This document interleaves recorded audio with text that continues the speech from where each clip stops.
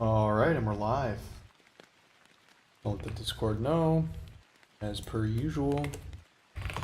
Gonna probably maybe be a shorter stream today. I already let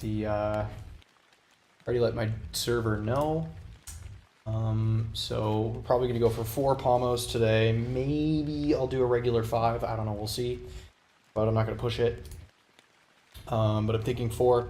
But in today's stream, the plan is to create our first node project, which is going to be this basic informational site, which is basically we're just going to create a server, and it's going to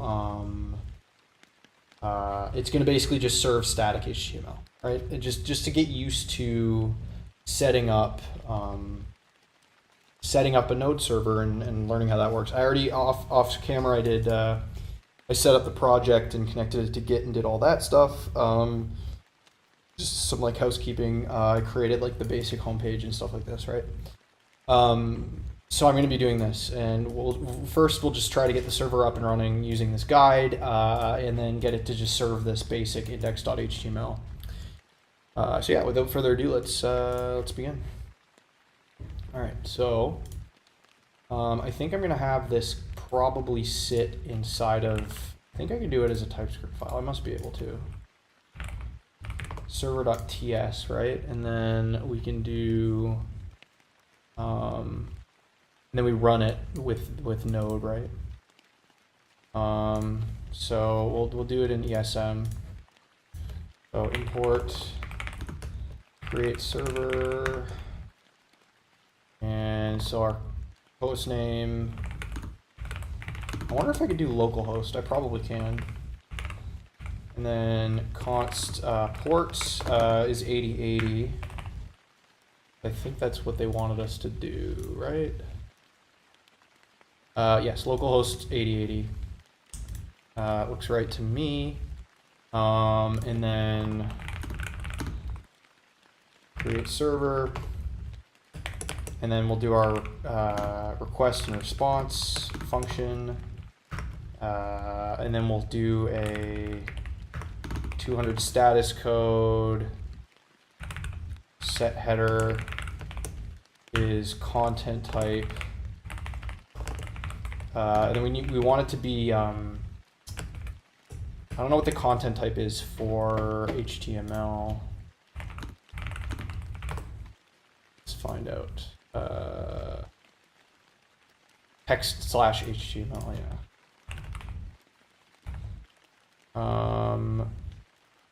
So that should be fine. Okay. And then I think we can serve the, I don't know what .end does actually for that HTTP module. Where's .end in here?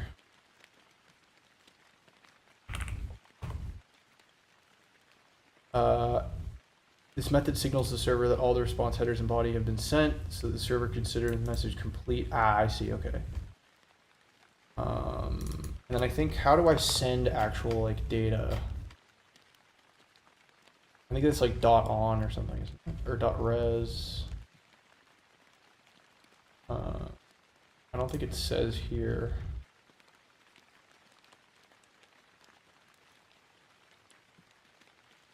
Here's the command line. Server.on request. Oh, that's the same as this, okay. The URL. Ah, we can do .on. So request.on.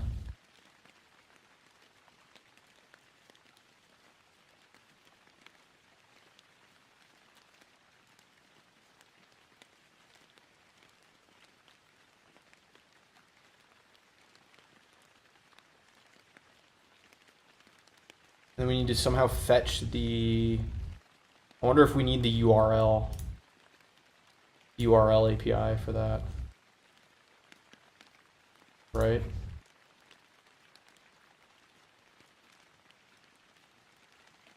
Then we need to get the data out of that URL, right?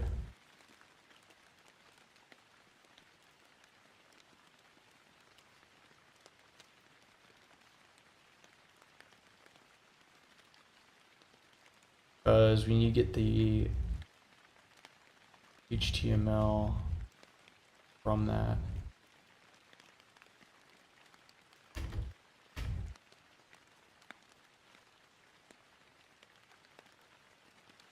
Serve HTML. Let's see.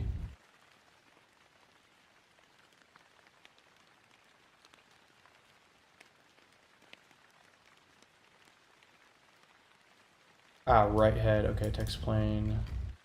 Index is read file sync. Oh, we need to read the file. Of course we do. Okay, that's what we do. We need the read write API. That's it. So we have the data, so we'll do that. Okay. I didn't think about that. So we need to do const. I guess I want to do it as SM, right? This is the reader. Okay. Import fs from node. Shit. Oh.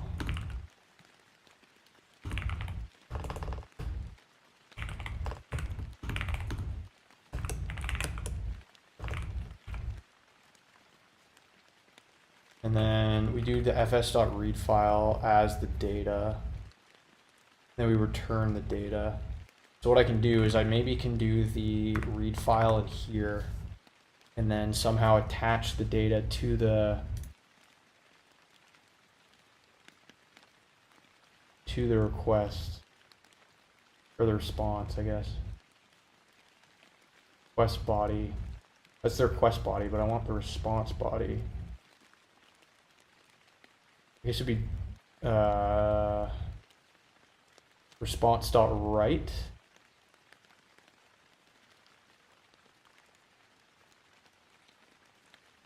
Headers method URL body. Buffer.concat. Where's the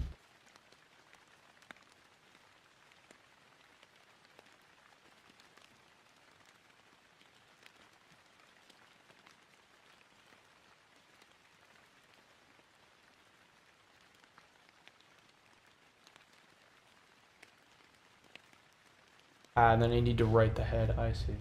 Let's set header, but what's the difference between set and write? Let's see.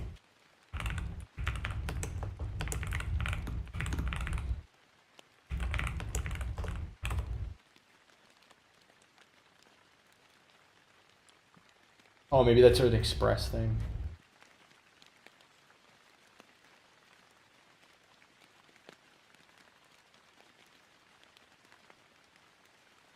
Okay, that's fine. I'll take that as it is.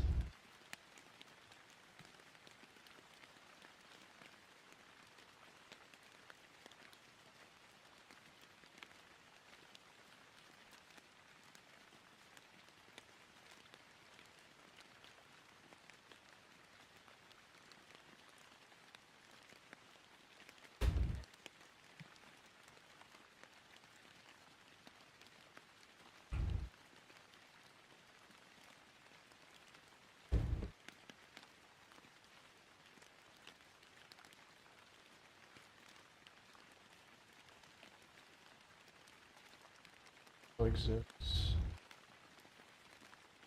URL up. Oh, okay. This is where you're getting the URL from. Okay, so we do the URL there. Okay, so we use the URL API.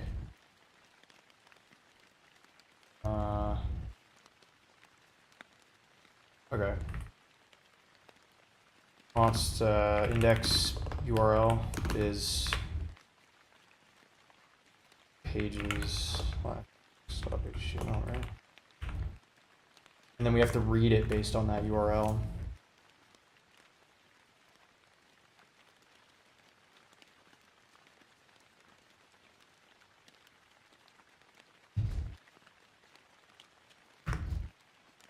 Let's just try this out. I'm not sure if this will actually work or not.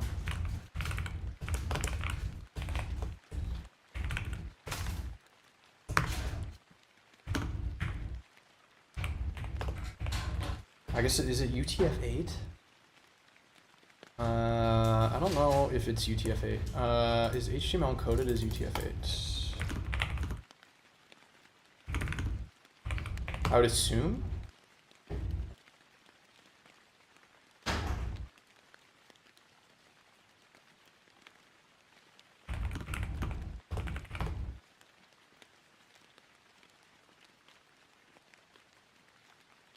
Okay, all right. I guess it is UTF-8. I guess that makes sense here. It's literally, it says here the char set.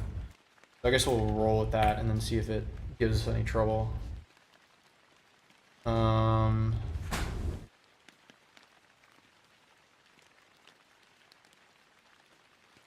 see.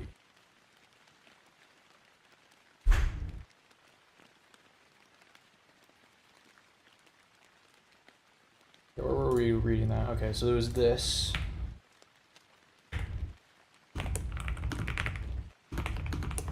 Let's see. If error, then console.error error, else, and then return.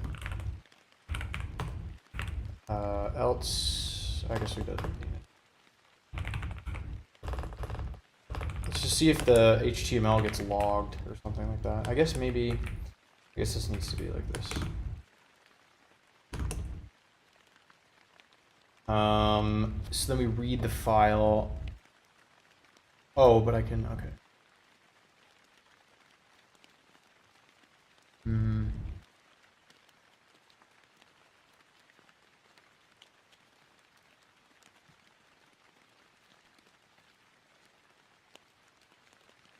So I need to read the file, but then I need to somehow attach this data to the response. Right? But I don't think I can do that.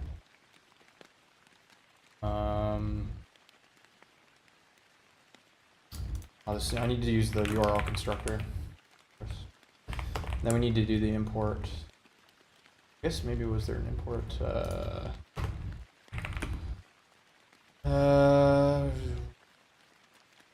Import URL from node.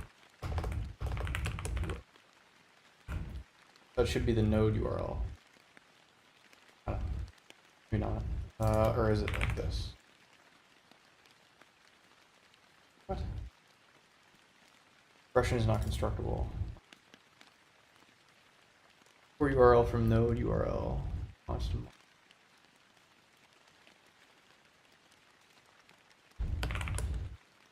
Well, it says it's grayed out like it's not being used, so I don't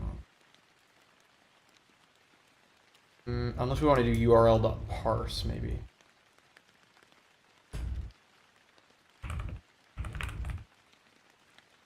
That doesn't work. Oh, it's deprecated. Perfect. Okay, so we just do the constructor. Not worry about it then. What the hell? Why is a stream? I guess just no one's watching it. Okay.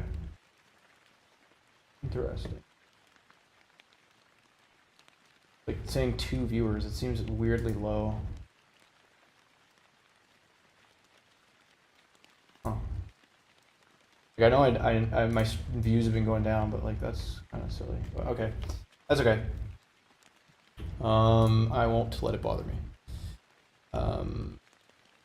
I don't know if I'm like on. I've been like shadow banned or something. I don't. But it's okay.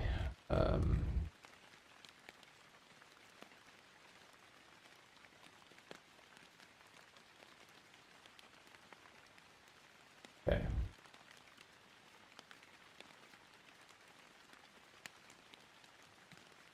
I just need to.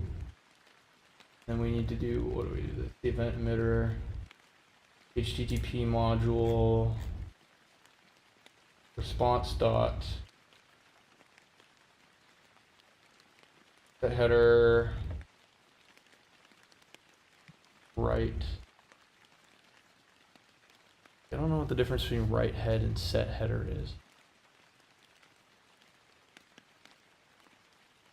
Response dot end. I guess I just give it the file. But I don't think I can make this like an async.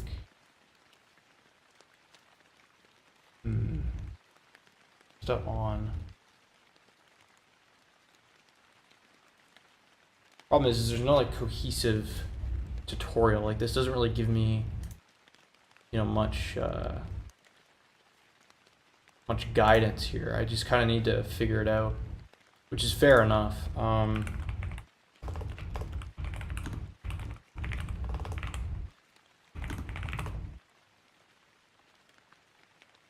Let's just see what this does. I don't want to use Express though. I want to use the default. This is where I was before. Create server, FS exists. Okay, so this is what we had earlier.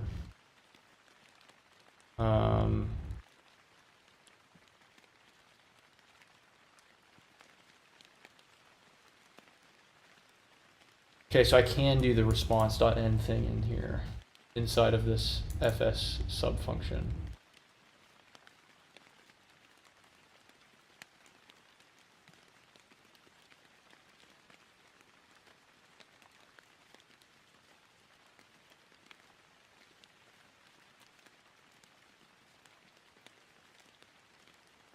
URI is url.parse request.url .path name. Okay. And file name is path.join process.current working directory plus URI, which gets the, but where's URL being defined? Console.log localhost plus port. Yo, how's it going, Mohammed? Welcome in.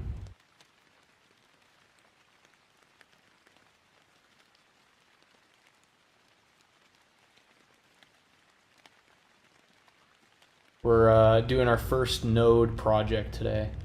It's kind of confusing. I'm not gonna lie. Can you know what? Let's back up on the serving part. Let's just get the server to work, right? So let's screw the serving the HTML file for now. Let's just get this thing to actually like work at all. Period. Where was the it was just this, I think, right? Or wait, no. Node.js.org. It was this guy. Just get rid of this. Let's just do the getting started. And then it was just res.end. So it's text plain. And then res.end. And then hello world. Something, right? And then we can do, and then I think we could just do the dot listen here. And then, so the port and then the host name. So the port, and then the host name.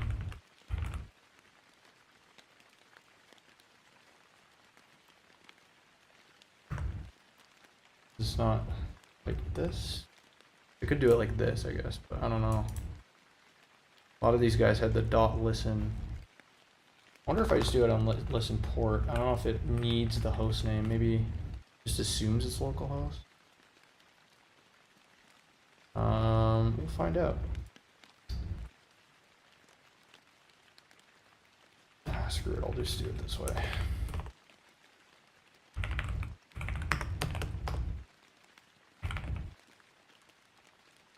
Oh, and then it needs a function. Okay, so what if I did it like this? What if I did it like this? Port, host name, and then what's wrong with the host name? Oh, I guess it's because it's localhost and not 127.0.0.1. I wonder if that's the problem. Apparently not. Oh, it's because the port is not supposed to be a string. That's why. That's the issue. Okay.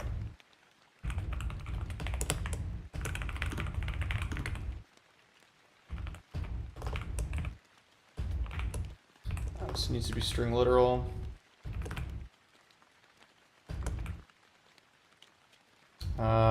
Host name, colon, port. Okay, so this should now work. We do node server.ts, right? Oh shit. Not find module server. Oh, because it's in source.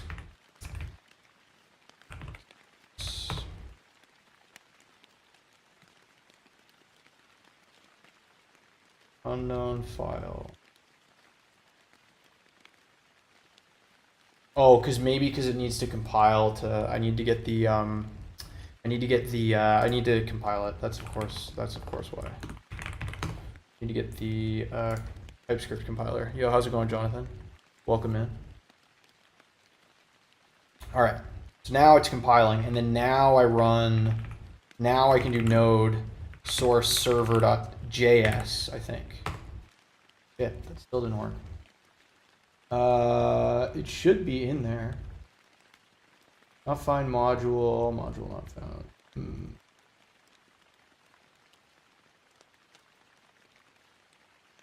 Don't know. Love seeing someone really knows what he's doing no matter what he's doing. I know not of what I'm doing. No, it's not .ts, Jonathan, because it compiles into because the code that I had before was saying that it's an unknown file extension. So it's because the TypeScript compiles into JavaScript, right? So I forgot to run the compiler. So I think that's what it is. But no. This is my first time doing this. I literally am flying blind here. I just don't know why it's not found, because this module is like here. It's in this source. Have our like a package JSON. We have include source here, TypeScript. I don't know. Oh, maybe because it like needs to run through this index.js. Maybe, I don't know. I don't know if I need this index.js or something. I don't know. Don't worry, I don't know too. Yeah, fair enough. We're figuring this out together. I don't know. I don't know why this isn't running actually. I wonder if I created this like in just an empty directory if it would work. Because I wonder if there's like something going on with the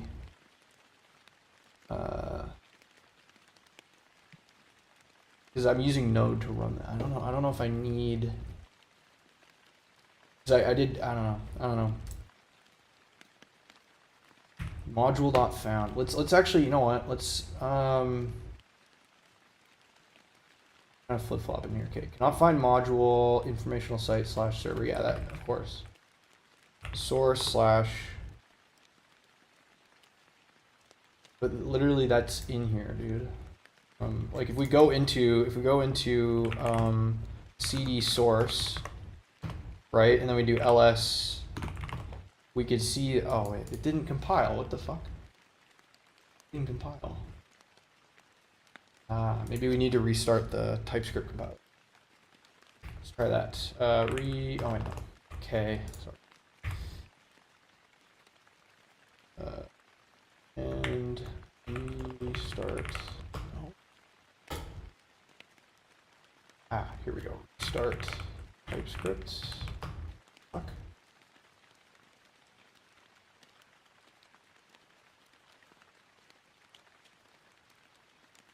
Fuck do you do this? Hold on.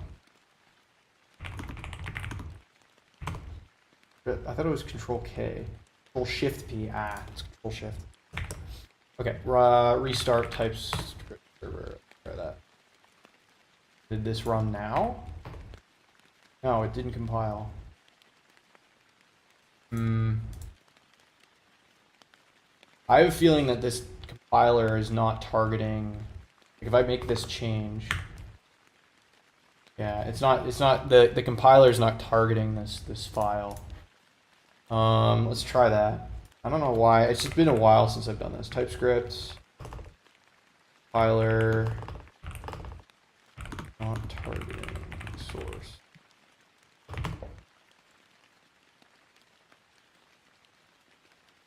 File's not going to be compiled. Target ES5 module.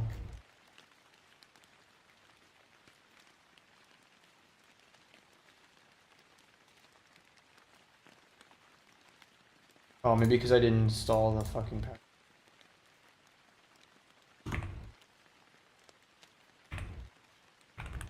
I should have. Should already be in there. Okay, well. Didn't seem to fix anything. If I change a file and then save. I guess maybe. What do you mean compiled, and how do you use the ls? Haven't learned TypeScript yet. Oh, ls is like, okay. So ls is a command line tool, Jonathan. So basically, ls just lists the directory contents. And the reason I'm listing the directory contents instead of seeing it here is because I have the compiled JavaScript to be hidden. But it won't be hidden if I view it in the command line. Yo, Jeremy, how's it going? Welcome in. We're trying to make our first Node server app. It's not even an app; it's a server. All right, let's take a 5-minute break. I should have the.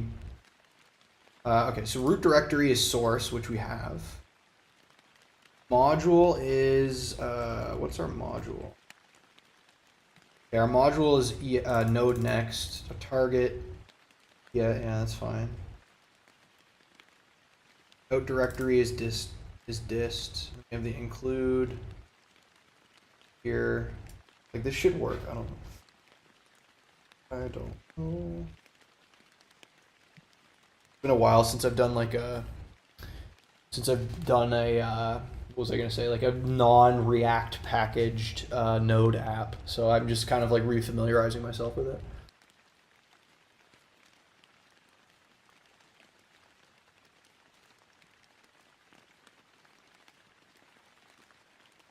Yeah.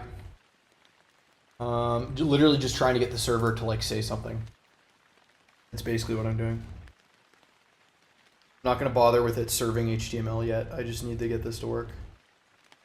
So I see how far you've come so far. I appreciate that, Jeremy. Really appreciate that. But yeah, no, we're gonna be for the next however many months, like probably 6 to 8 weeks, we're gonna be doing backend. So I'm gonna be finishing off the Odin Project Node curriculum, Node.js, and then after that, I'm gonna start building projects alive.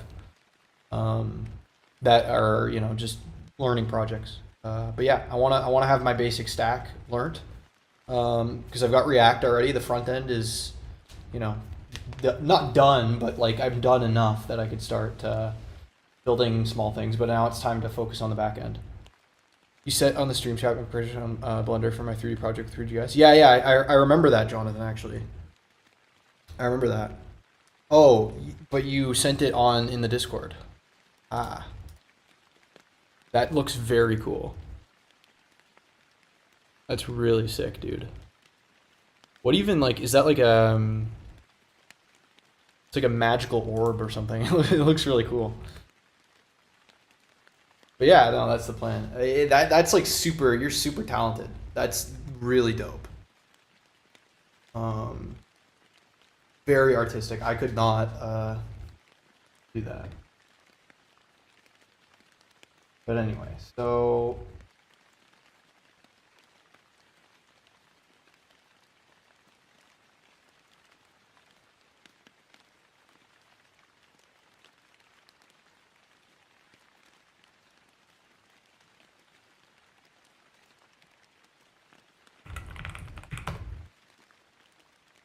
config is present but will not load if the files are specified in the command line using the word config. Oh, I just run TSC. How to use it. Oh, TSC. Okay. Ignoring TS config files are specified. Okay.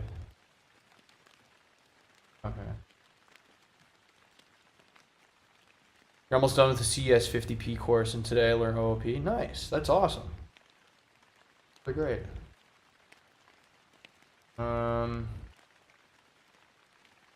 Okay, well, if I do, what was the message to ignore? I'm gonna try and compile this. Ignore config. Oh, Jesus Christ. Why is it not found? Oh, because it's not. I'm in the source file already. Oh, and the compiler's not even running. I don't want to gut this. Restart. Because I feel like I set this up wrong. Root file specified for not find name node. Yeah, so there's a lot of things wrong with this. I'm gonna try resetting this up after. Do you need to install? I already installed the node types, I thought.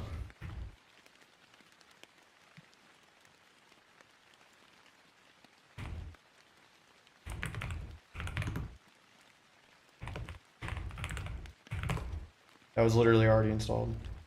What?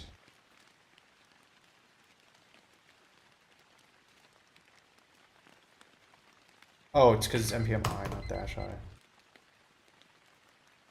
Later after the lecture, I had to solve the problem set, and I had blackout. My head was really like hurting. Not even Googling could help me. Yeah, sometimes that happens, Jeremy. Honestly, like sometimes you just get to a point with like work or whatever it is, or like working on something that just kind of happens. Like, and I'm honest to God, like I've had kind of a since I've moved, it's kind of there's been ups and downs and stuff. But I totally feel you. I've felt similar lately too. You have to take some time off. Yeah, well, you can totally take time off, and that's healthy to do that. And then when you come back, you'll be stronger. But I sympathize with you, because it hasn't been smooth sailing for me either. What if we okay, I'm just gonna gut this project and we'll just start a new one, just because I want to like get this going. Okay, so let's do let's reopen this, and then we'll just open a new directory. Odin Project, node, I'll just do like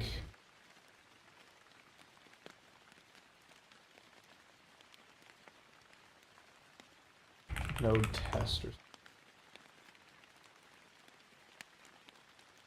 something. But then I need to get the TypeScript.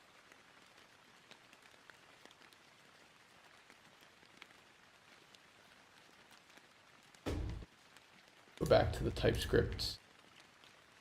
I forgot how to set up TypeScript from scratch because I've been using the React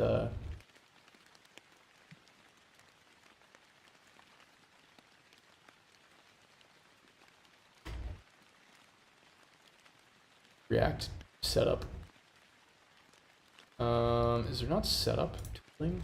npm install. Okay. Via npm via installing TypeScript. Let's try this.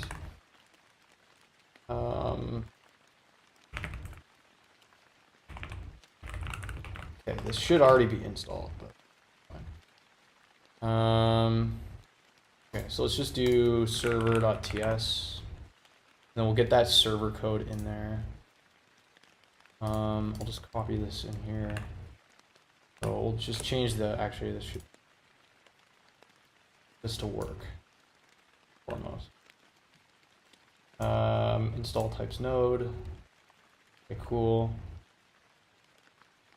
And then we also do need to do like a git init as well. And then we need to do a git ignore. New folder.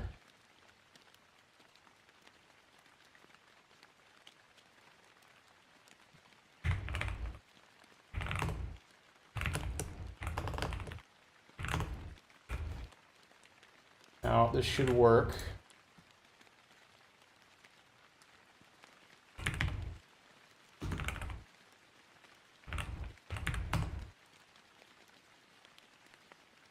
Oh, it's gonna give me type.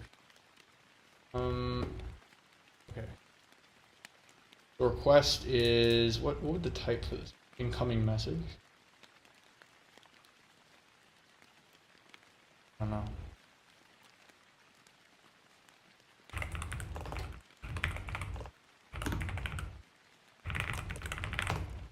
Try this. npm init, save dev TypeScript, ts node, node mon, compiler options. Oh, right, this was the HTTP, the node mon thing. We'll create server HTTP. This is exactly the code from the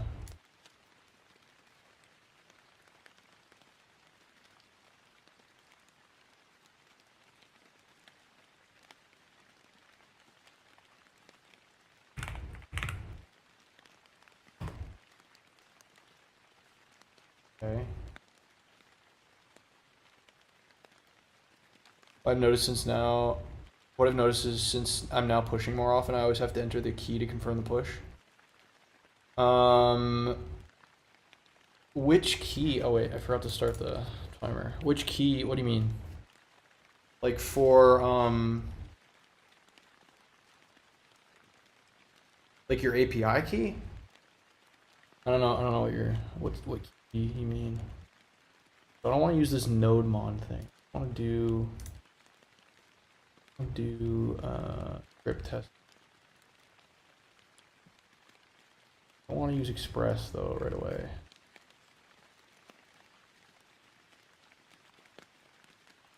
I want to do basic. Oh.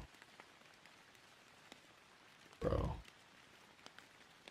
I think it's the SSH key. I think that's something you could probably configure in the repo. Like whether or not it needs it every single time. TypeScript Express, yeah. Give me this Express tutorial, but I don't want that.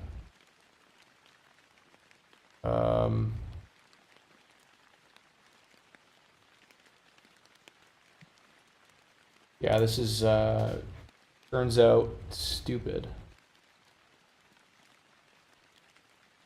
Okay, so did this even compile anyway? No, it didn't because there are errors. Save dev types node. Yeah, I already imported that.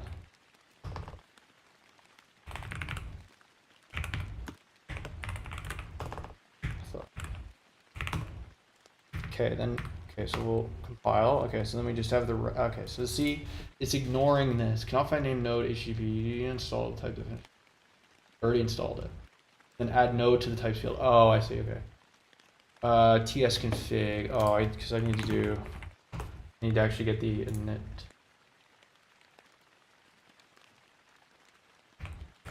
Okay, alright. That's what I need to do.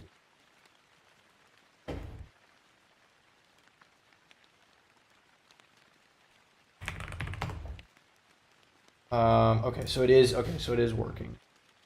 ECMAScripts imports exports cannot be written in CommonJS file under verbatim. Oh, because it needs to be a needs to be a module in package.js. That would be under where.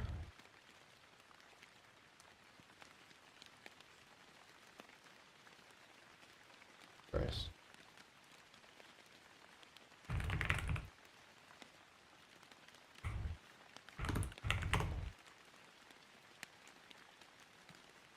Module package. I just need like a default fucking thing.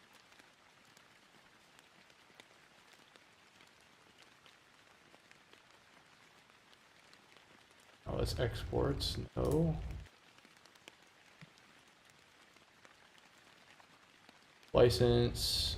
No, not fun.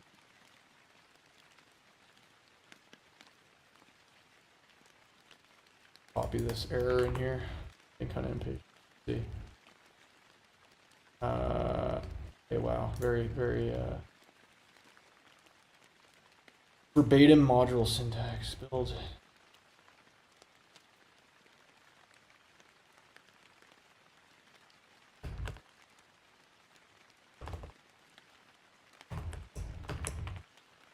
Oh, that's in compiler options. Compiler options in module.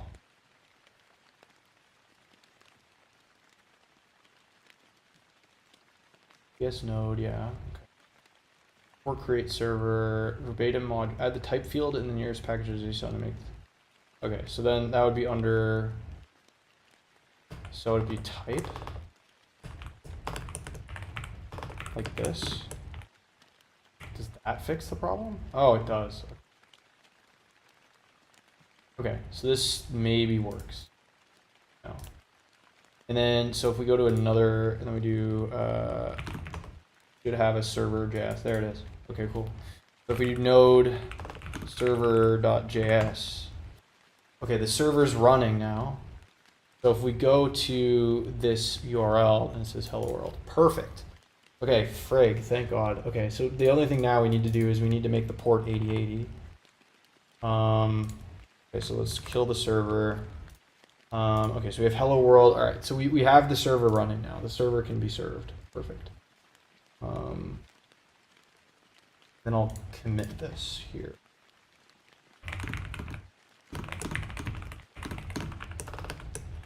Actually, you know what? I'll just do the git shit through this initial setup.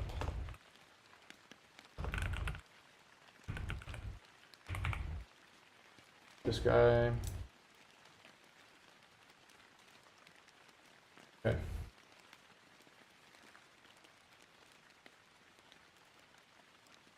All right, so now we can start actually screwing around with this now. Okay.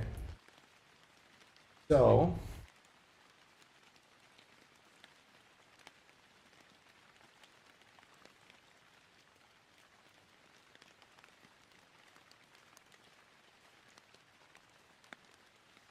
All right, so we can do a async function main method post. That's fetching data. Then we need to serve the data.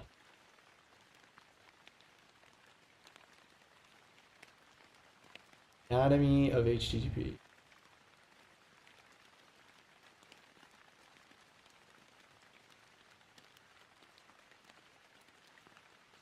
Request body.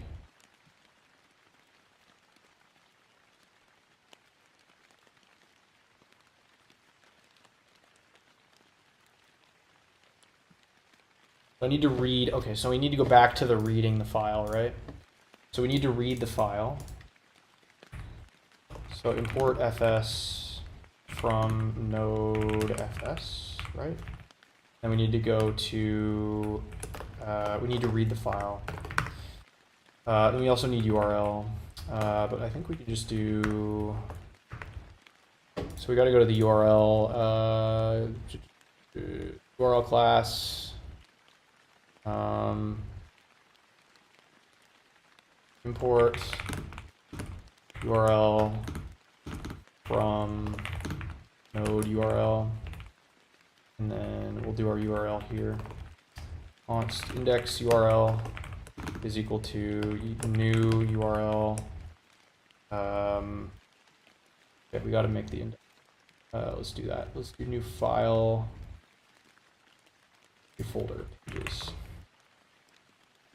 Index.html.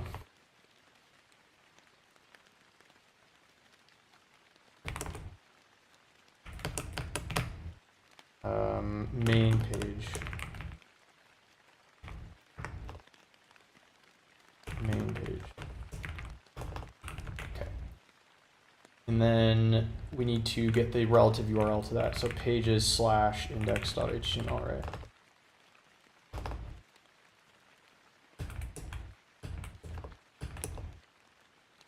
Then I need to concatenate. That's not the global URL.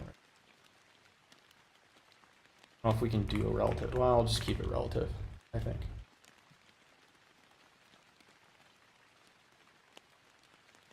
Now we need to do, we need to go to the read, read.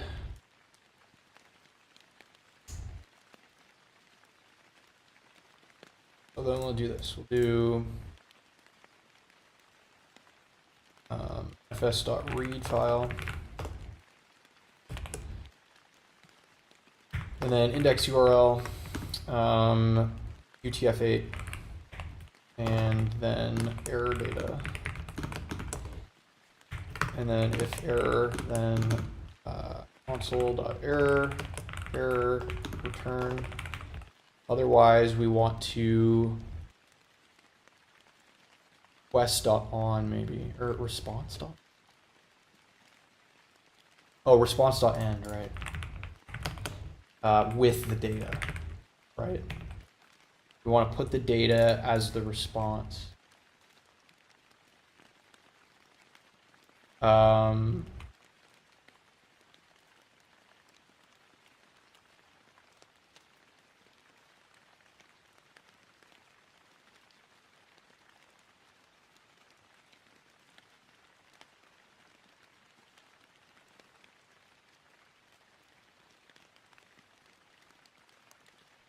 Something like this, right? I mean, the code's not necessarily going to be 200, which is the other thing.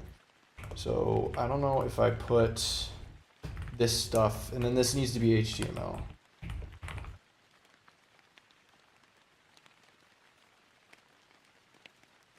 So let's just try this. I don't know if this is going to work. I genuinely have no idea, but we can figure it out. Okay, invalid URL, pages index HTML. Invalid URL.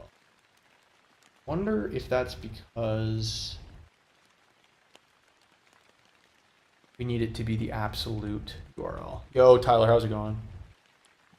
And that was what this guy had in here. So it was path.join process.current working directory URI.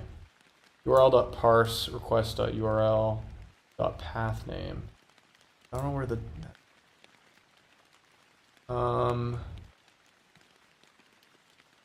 is process like a thing that's just let's figure this out. Just cooking some dinner. How's the learning going? It's going all right. Just trying to get this basic HTML page. I'm making my first Node server.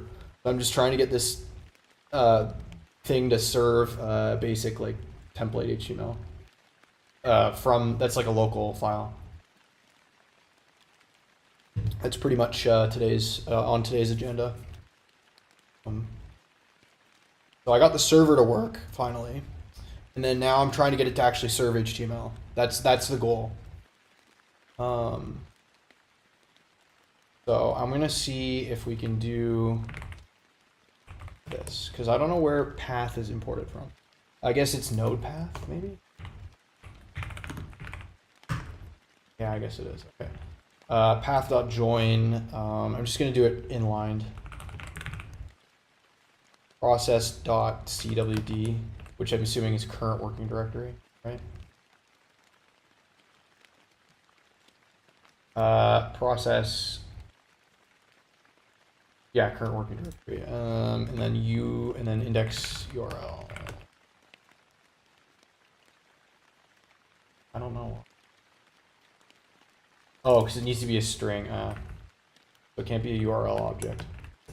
So I wonder if then I can do the path.join within the index URL. That might be a thing I can do.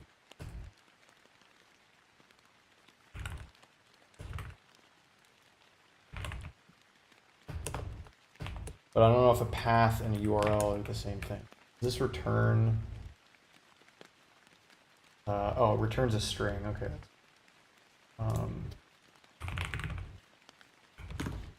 So something like this. What? Oh, this is a function. There we go. That's why. Yeah, that's true. Yeah, I don't know. I've never actually had that problem before with the SSH key with GitHub. Never had that issue. Okay, so then now this is has the absolute path because we're taking the current working directory and then we're giving it the HTML file. Okay, so now it says it doesn't exist. Invalid URL. Okay. Error, invalid URL, binding URL, parse.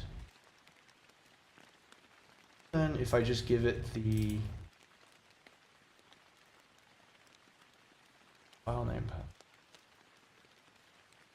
Read file name. Oh, because the file name needs to be, file name isn't a URL maybe. Something, I don't know. Well, you use a Mac, has built-in Apple keychain. Yeah, fair. Okay, yeah. Mac or whatever. He could be Linux too, you never know. I think he's Mac though. I think Jeremy's on a Mac.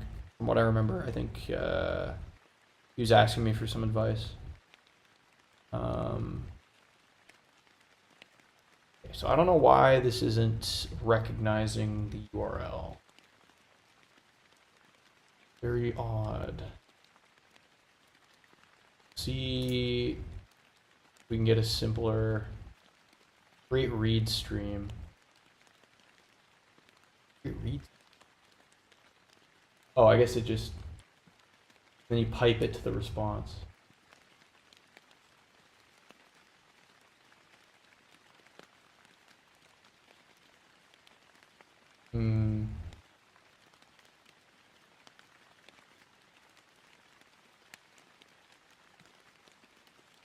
I want it to read the data, bro. What if I just put this as a string? That's not a URL. Screw this URL API bullshit. So how do you cache it? I honestly don't know. I don't know.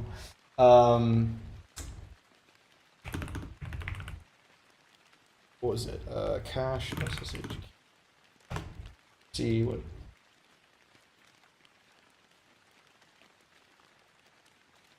Yeah, there's probably, is there not like a command line utility for caching it? I would imagine.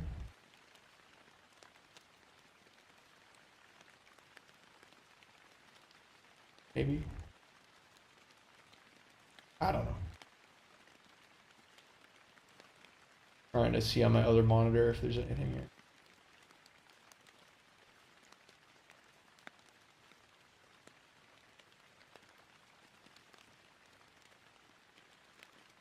You can take a look at this, Jeremy. I found this out. I don't know if this will help you, but you take a look at this. I don't know. You can see. Because that looks like it might give you some utility that you can use to cache it. Okay. Okay, so I don't know about this create read stream. Okay, so let's see. Let's just put in the relative URL like this and see if that still doesn't like the URL. Sort of fs read file valid URL. It says, take a look. Yeah, no worries. I don't know. I can't promise you it'll help, but oh, I see. File URL here. Cannot use URL path argument. Relative.txt. How can I learn a language? Eval SSH agent, then SSH. Yeah, that's pretty much what I sent does, Tyler. The article that I sent uses the OpenSSH utility. I think that's the thing. I honestly haven't screwed with SSH stuff much. Depends what you mean, Abdal, or Abdal. I don't know what do you mean, like language, like programming language? No worries, Jeremy. fs.read file path import.meta.url.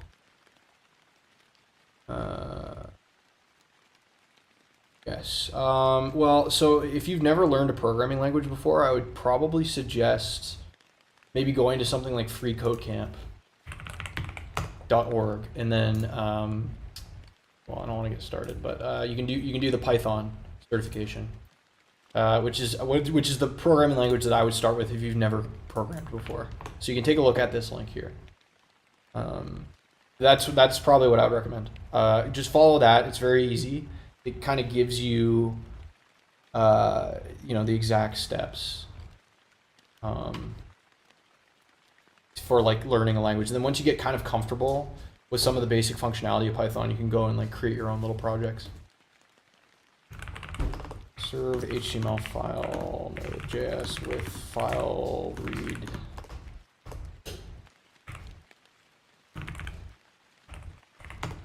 Let's see. File name divs.html. So there's this read file sync, but I didn't learn about that in here. Oh, that's synchronous. Oh, synchronous. Okay, that actually makes sense.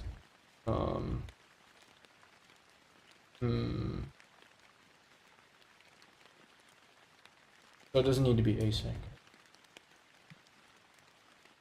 Res.end text. We do the reading on the outside of it. Okay. Okay, so I do this read file on the outside, and then I call the async. Or if it's synchronous, then file name try-catch. Oh, and then we set the data. I see. Okay. Let's try this. We'll do const get data or something. Get file data. Get HTML. I don't know. Get data.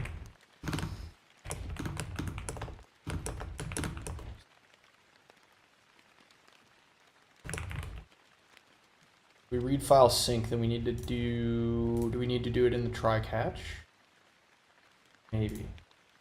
Okay, we'll try that out. That the free code camp is not paid. It literally says free in the name. May have paid tiers, but definitely not free tiers. Yeah, free code camp, like literally free code camp. It's free. So not to worry there.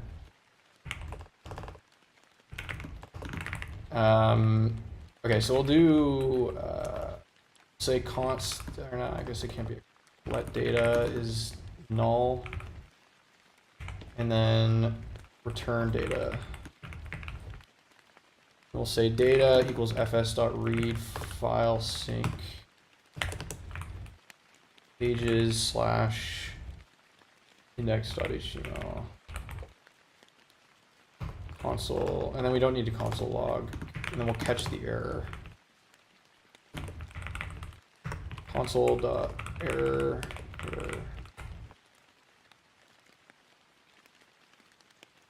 And then so okay, that's fine. And then what we'll do is we'll do res.end with get data, right? I don't know if this will work. You can learn basically every language for free. There's no limit. Yeah, exactly. We could certainly find out. We'll see if our little try-catch helper function here actually works for the... Yeah, so it's still saying an invalid URL. Interesting. But it should be... If I delete...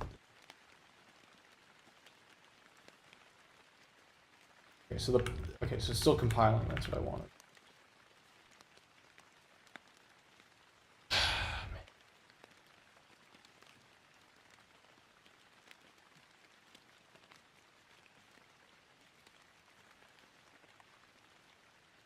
Oh, maybe because I need to give it the encoding?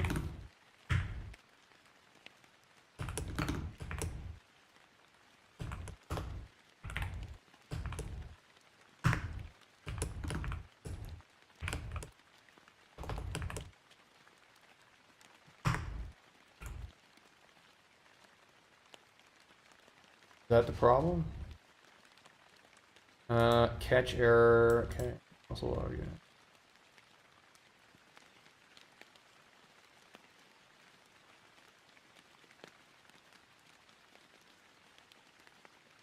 Depends if more of a reading learner, visual learner, or practical one. Yeah, I think that's the thing too. Is you kind of just have to like try. Like you have to. I mean, if you've never, that sounds kind of condescending. But my point is, you kind of just have to like give it a go, and like with free code camp or whatever it is, and just see where you're at. Like whether that learning style like that free code camp presents works for you, and if not, you can look up like free Python tutorial or whatever, and then just like you could copy paste shit. Well, not copy paste shit, but like copy people's code until things start to click. Because eventually, when you do enough tutorial content, and you're actually like trying to learn like what each different thing does, like variables, conditional statements, loops, etc. The concepts will start to solidify, and then you'll be able to branch out and start making your own things, right? Okay, so this still not liking the URL on this server here, which is kind of a problem.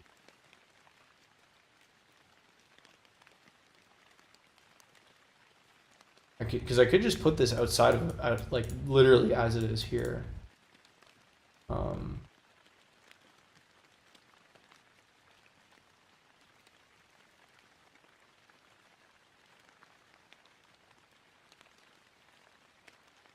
Because it doesn't like, maybe because it's like this, maybe that's what it needs. No.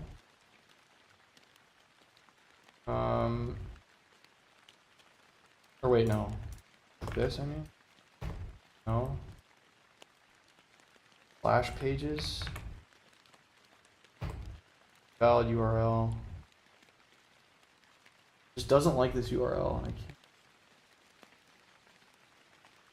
Users Ben the owner. So this is the URL it's getting, but I don't know why that's an invalid URL. That's the URL it's telling me it's getting. It's invalid.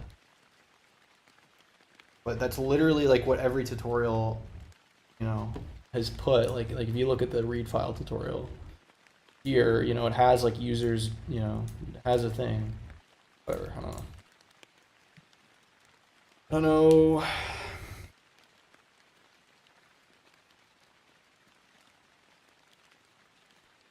Servers are weird, man.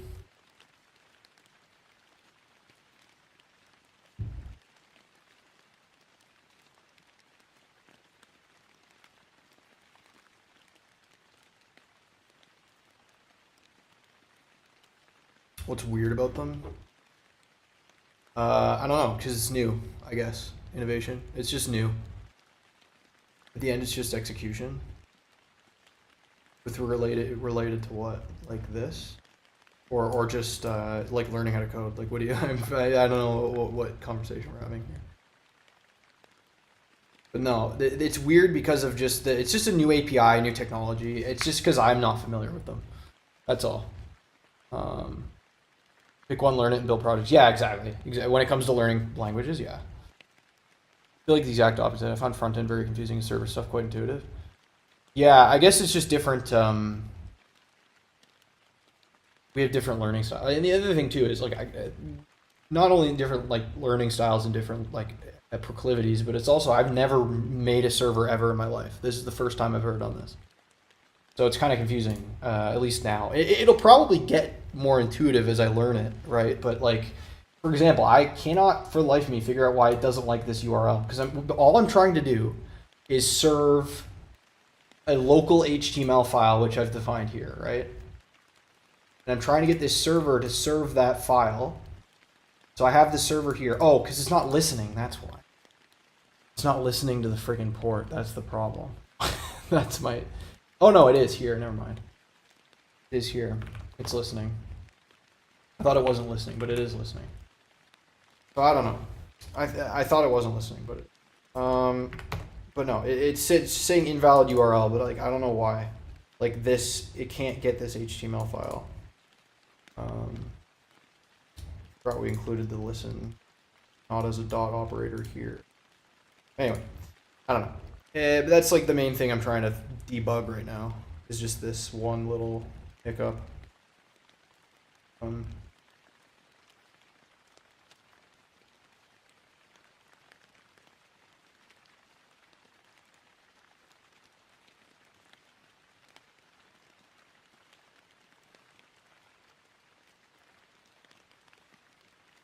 FS refile sync. Oh, UTF-8. Like, we want this. Wrong shit. Server backend stuff is mostly about operating systems and networking. Yeah. Yeah, that's true. Although this isn't really that. This is just me fighting with Node because I don't know. Like, but I've got this like pretty much verbatim. I just put it into I consolidated it into a helper function. Or if like. Because it's trying to run this, and then I'm assuming it's having the error here at 25, right? Yeah, 818.25. Or no, 7. File, line 7. Oh, is it still thinking this is like a... I wonder if we just comment this out, whether it's like... Oh. It was because it was still trying to resolve this, and whatever. It was because I was making a URL object and I didn't comment this out because I was trying to do the URL object method, but then anyway, never mind. Okay, we got it to work. Even right now, you're invoking system calls by reading from files and opening sockets. The listen method would, which is all part of the OS API. Yeah, but that like, but Node sits on top of the OS, right? Like, it's kind of abstracted from me, right? Like, if you think about it this way, like Node is sitting on top, and it's interacting with my Mac through like Node, right? Like, I don't have to worry about the actual like guts of how that works. I'm just calling .listen and it just does it, right? That's what I mean in the sense of like, yes, it's important to know that, but it's like, I don't know. Right now, I'm not at that level of granularity, I guess. But you're right, though. Ultimately. Okay, so now we have this. This is working, thank God. Okay, so it wasn't. It was actually this line of code that was the problem.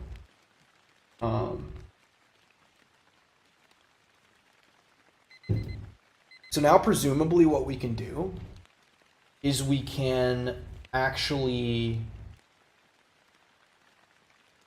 change what file we send based on some argument like the path, right?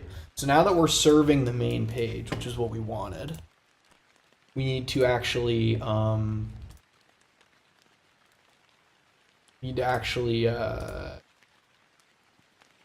you know, have the different pages, right? So there's an event emitter, write and read files, and then the HTTP module. Presumably JS gets interpreted by the runtime, which calls libc, which is a C standard library. Okay, so I see. So Node is written in C then, which makes sense. So let's see. Okay, so we have this URL or this HTTP.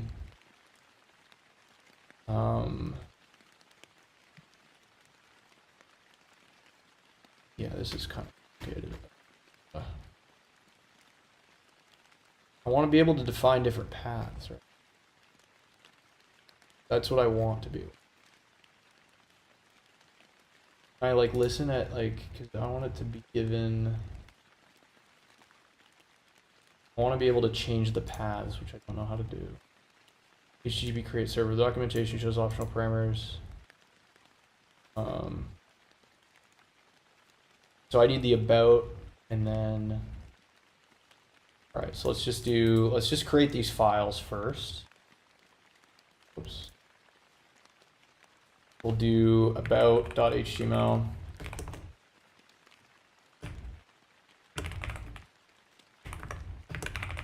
Gonna create these files.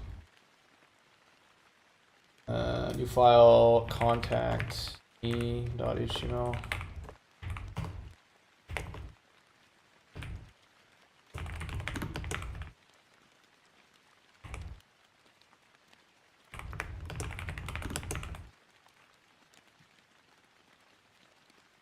Now we just do like an input. Something. Some shit like that. And then a 404 file.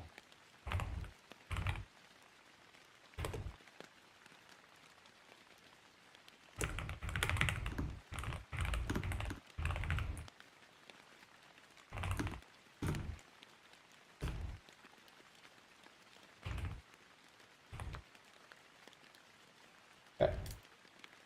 Now let's just. Oh yeah, I do get stuff through this now. Okay, so let's see. Serve basic HTML homepage.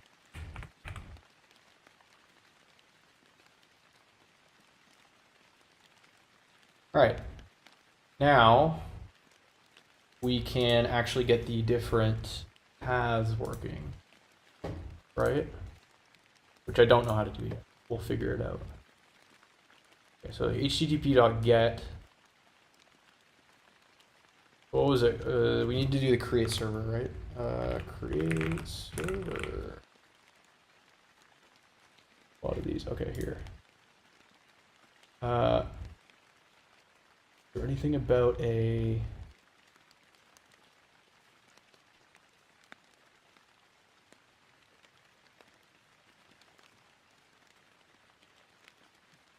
path? http.get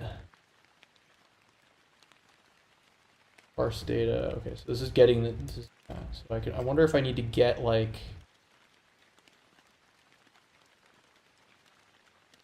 because this is, okay, so this is interesting. So I know that Express handles the routing.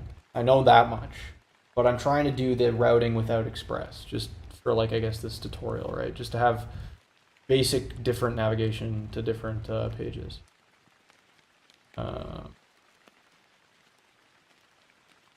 But I don't know how to do that exactly, because I need to basically, this get data needs to depend on what the sub URL is. I don't know where we're gonna find how to do that. Event emitter, node events module.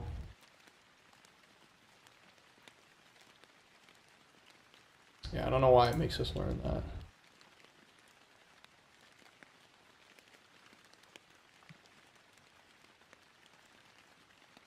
We have the reading files, it's fine. We already know how to. Request.url. Ah, you can check the request URL. Okay, that's it. Yeah, pretty well. Basically, with Node instead of using Express. Yeah, kind of. That's kind of the idea, is to do routing yourself. So like localhost 8080 takes me to the main page, and what? I can go back, and then about will take me to the about page. So basically, what I can do, I think, is within the server definition here, I can actually do some sort of like switch statement. It looks like, because I can look at the request dot path or something, right? I didn't actually think about that. Request dot URL.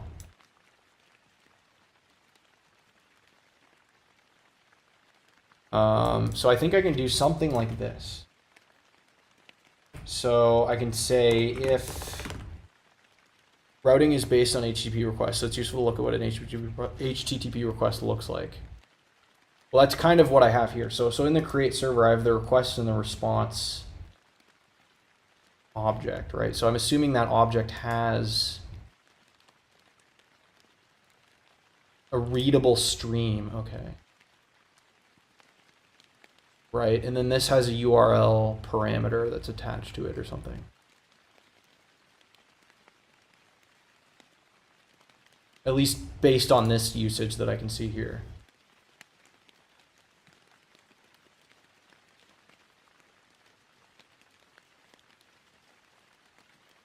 But it's kind of annoying that, like, in this particular instance, Odin doesn't direct you specifically to learning about how to use. Like it doesn't explain that, right? Like it doesn't explain, for instance, that routing's based on the requests directly. I don't know. I kind of find that a little bit, but that's okay. That makes sense though. The combination makes it a route. Yeah, methods and URI. That's reason. Yeah. So like the URI is like local to my project, I think. Because it's quite fundamental. Yeah, like again, I'm learning these things through building it, right? But like it wasn't actually explained to me in theory, unless I'm just dumb, but I don't think so. Like I'm looking through, I've got my notes open on my other monitor, and I don't see anything related to the request response necessarily. Let me just make sure. Okay, so I have this here.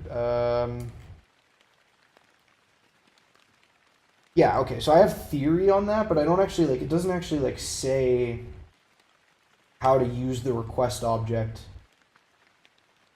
to actually get any data. Like, it doesn't, I don't know.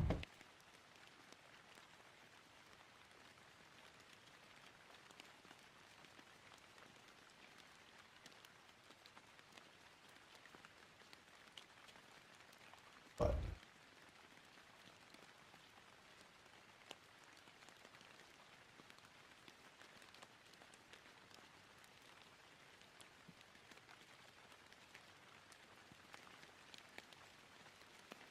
request listener, okay. Create local alternative. Okay, yeah.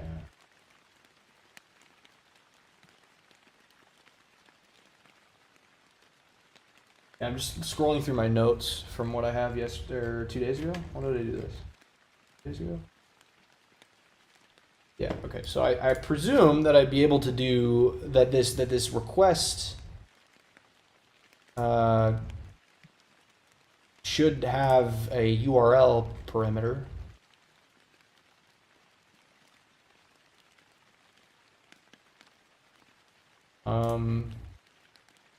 The get HTTP1 request should make your server interested.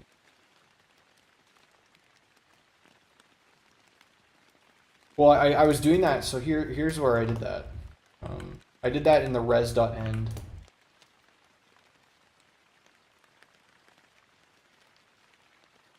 So basically, I'm using this .end, which is a writable. Oh shit, no. And then I'm returning the data from this red file. That's the local file. That's kind of how I'm doing that innovation. I'm using the file system API along with the HTTP API from Node to accomplish basically what you just said, I think.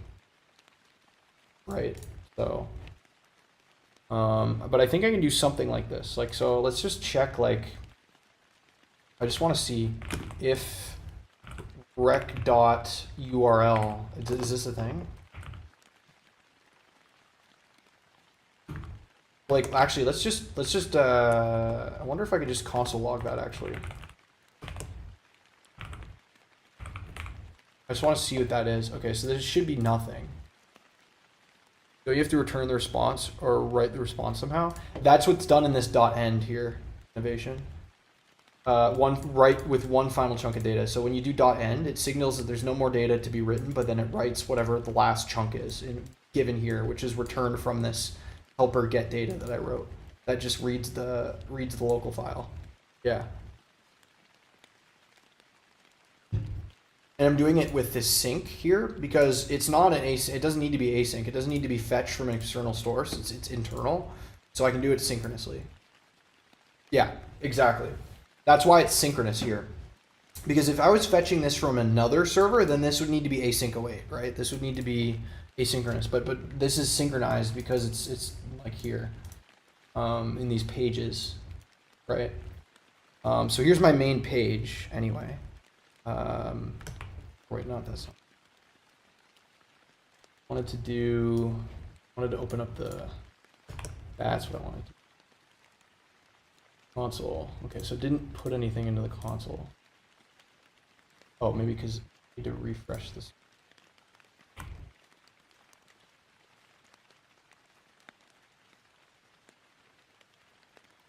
guess it doesn't write stuff into. Oh, it does it here. I'm dumb. That's the server console. Okay. So if we do slash about. Aha. Cool. You don't want to do it asynchronously because you don't want client A to wait because client B is waiting for his HTML, but I could be wrong for Node. Well, I'm just doing it based off of, I found, like, I'm not going to lie to you, I found a little Stack Overflow, whatever. I found a Stack Overflow answer that used synchronous. Because again, this is just like basic like ABCs of Node, right? Like I'm not concerned about like waiting times or anything like that yet. Like I will be eventually, like when I'm actually making real things, but I'm just like literally trying to get like the thing to work, right? Yeah, exactly. I'm just trying to get the thing to like to show up, right? So now, so what I have now is I put manually slash about here, and I'm console logging the request.url, which is here. I don't know why there's this favicon.ico thing, because there's no favicon.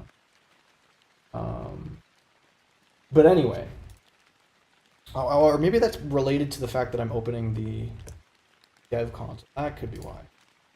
But yeah, so when I change this, if I change this to like test, then it'll go test. But then it references favicon. I don't know why that's happening. But it does change the URL here, the relative URL. So what I can basically, I think what I can do is I can have like some sort of switch statement based on rec.url, right? And then I can do like, I can do this, like res.end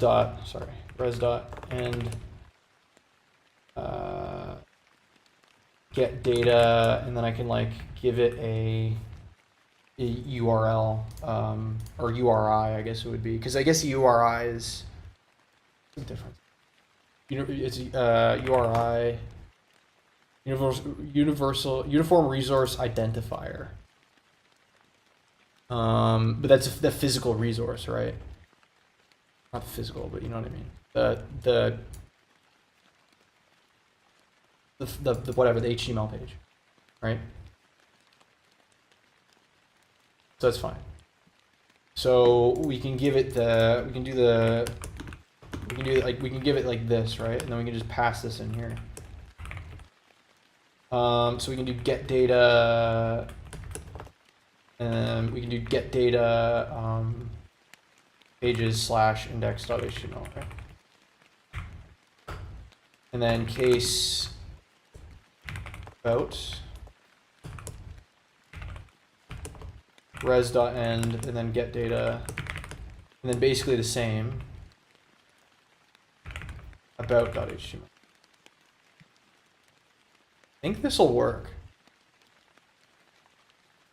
Obviously, test it won't be able to serve. Oh no, seems like it's working.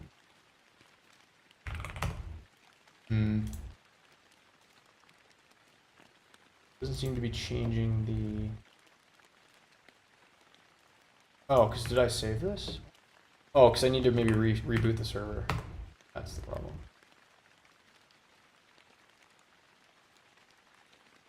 Small tip: you want to route and index.html to use the same landing page. Ah, okay. Thanks. I appreciate the tip. Okay, so that can't be reached. Why?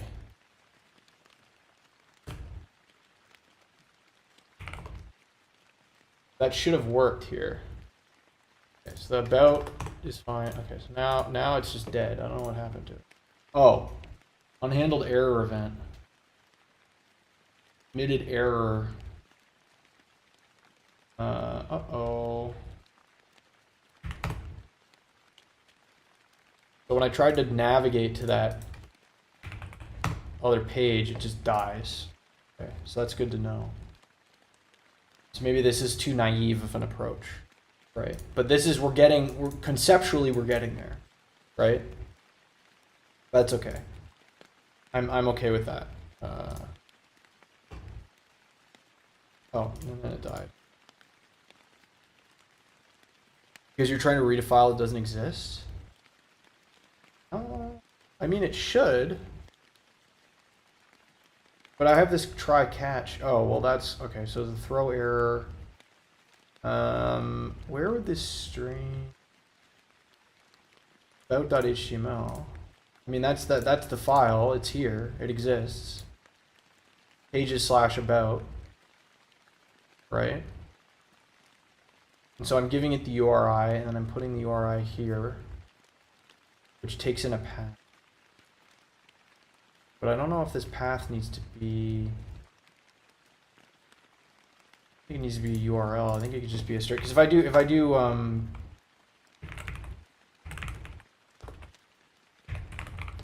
I do like wrote, I just write it in hard coded.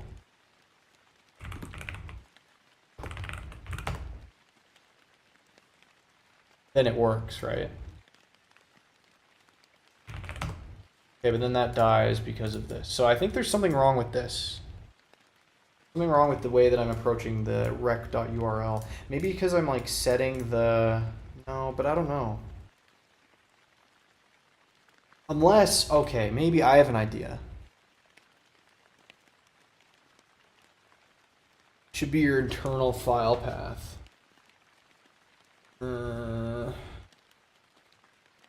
I have another idea. I think I wonder if it's because I'm doing res.end and I can't call that multiple times. Like I wonder if I need to do like a const like data or something needs to be get data, and then I need to actually get the data that way.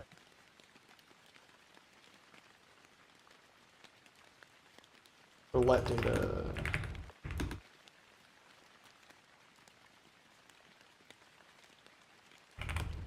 I don't know. Because I feel like the res.end thing is the problem here.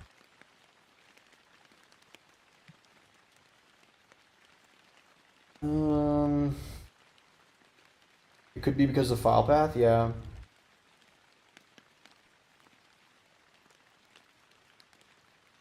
Like, so if I comment this out.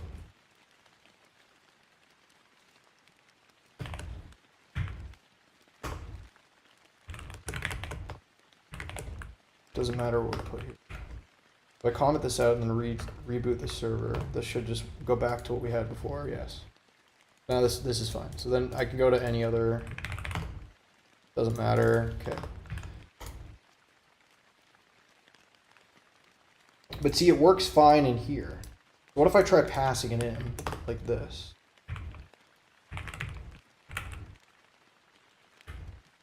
Without doing the switch statement. I'll just do path. I'll just call it path. WRI, that might be a little more accurate.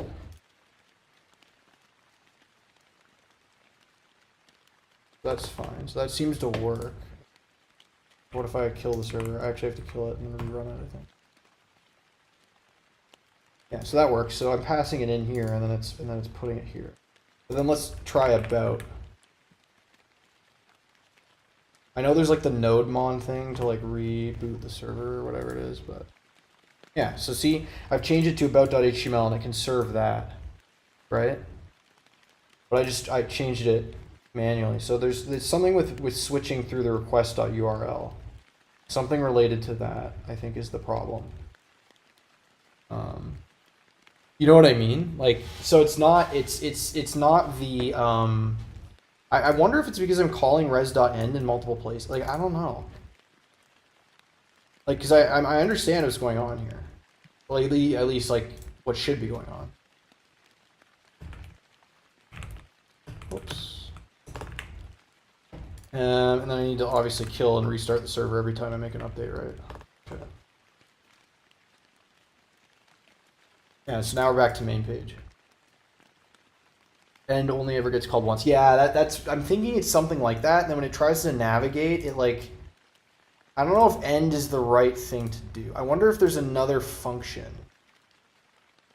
instead of end. Like maybe .on or something. Like maybe there's like a .on. Like I was seeing that somewhere in here. Maybe not. No, not in here. .on. Yeah, something like this. Res.on maybe. But I don't know if that like resets the.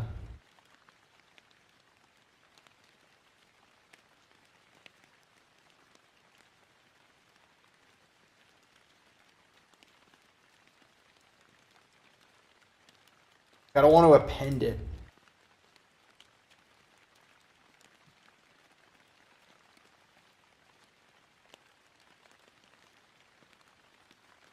This is about sockets and shit. We don't need to. That's like too complicated for right now.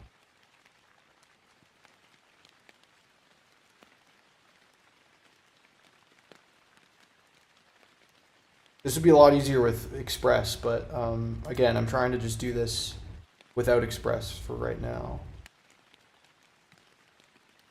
But I wonder if that is the problem.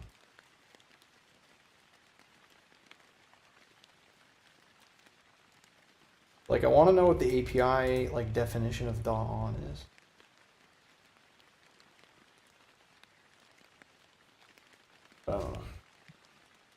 There's something like that. How does the rec from listen even get into the create server function? Through this. It's given when you do create server, you define a function that expects a request and a response argument. But as for how it actually these get defined, maybe it's because the API of create server reads the browser or something. It's a callback. Yeah. It's a callback, but it probably reads from here, right? Or something, or like reads from the browser, like in an internal level. I don't know if that makes sense. I think that's how that happens. Okay, so res.end wouldn't be right. So what if we just try, I'm just gonna try this.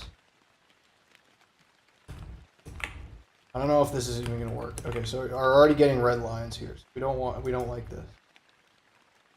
Oh, expects 2 arguments but gets 1. Server.on connection stream. Oh, because we need to have like a event listeners are invoked. Oh, this is the event thing. So I need to have an event listener maybe for like, I don't know this. Print the past URI? Yeah. You know what else I could do as well? Is I could just, you know what I'll do? Is I'll just do this. I'll just say let path. We'll just do pages slash. Okay. And then we'll do path plus equals. Oh, you know what else it might have been too? I wonder if it's because I didn't return here as well. Or not return, sorry, break.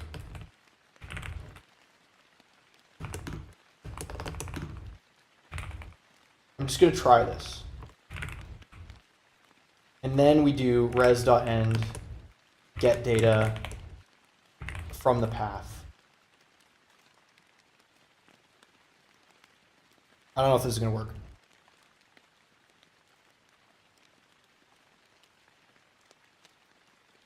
Oh, it's worth a shot. Oh, server's running, and then, okay, so main page, okay, no. Legal operation on a directory. What? Maybe because we can't. Is it yelling at this? Where's this line? Does it? Server.js 2819. Yeah, I'm assuming it's this. I wonder if we can just define it, maybe.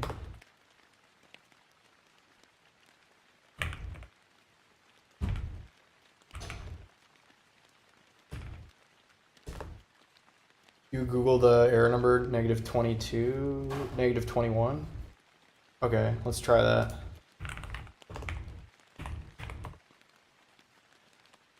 Oh, is a directory error.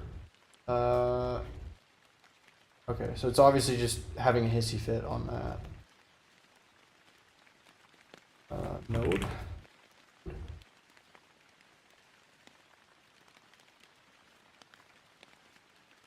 Illegal operation on a directory. EIS dir. I think this is the syscall, right? It's at the syscall level. Okay, so I wonder if this then maybe works. I don't know. Okay, I'm going to try this out, then we'll take a break. The server's still running, apparently. Oh, it's still, okay, so it's still, so if we go to about. What the fuck? Guys. So it worked, but it's giving me an error. But it's not like a critical error or something. I don't know. But we got it. It's okay, so it's printing this out like a bajillion times. Oh wait, no it isn't. But it is like ostensibly working, right? Okay, so then, okay, so we can't serve because we're not live. Okay, so now we're live. And then, okay, so we get the dir problem. Then we go to about and it works. But it says there's an illegal operation. I don't know what that. Maybe because it doesn't like me reading it like this. Like maybe switching like this is like a bad. Maybe it doesn't like this. Maybe it doesn't like viewing the URL like this, right? I don't know. But I don't know where the legal operation would be. Maybe it doesn't like the dot? Maybe.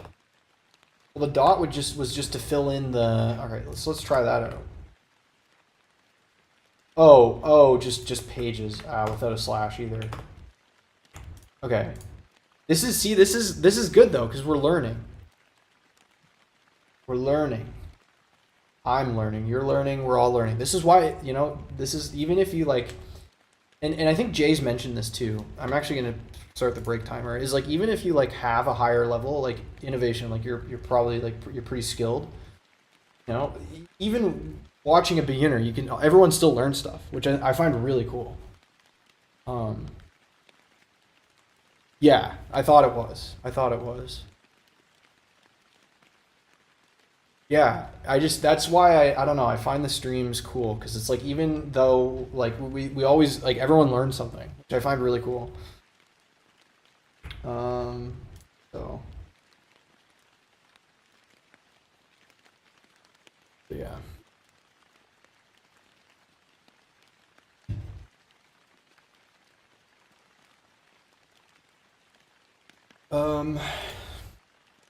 Yeah, it is pretty cool. I don't know, that's honestly like what motivates me to do that, realistically. Okay, let's reserve it. Let's just try this. Okay, so it's still, oh, we have a different error now. No such file or directory. But does this still, it still goes. Okay, so getting rid of the dot slash changed the error. I kind of don't want to dig too much into this just because I'm on break, but that's an interesting error. NOENT. Read file sync. Yeah, so it's having trouble with the path. I think maybe because like this, I wonder if this is, I don't know if this, like maybe this is running before the switch gets to finish or something. Like there's something asynchronous here happening. That could be why. Yeah, I think you're right. I think that's what it is. I think you're right. So we can just put this as index.html as default. Or we can actually put it as 404.html as default.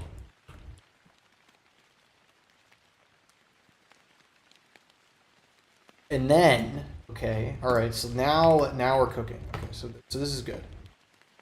Main page, we're good. Okay, no, oh wait. No error. And if we go to a random like test, or quick, hey, okay, that was why. It was the empty string. So we can have the 404 as a default, right? Because it's not there. And then this is our requesting, this is our routes for the request. And then we can do the contact as well. So we can do the contact like this. Contact me.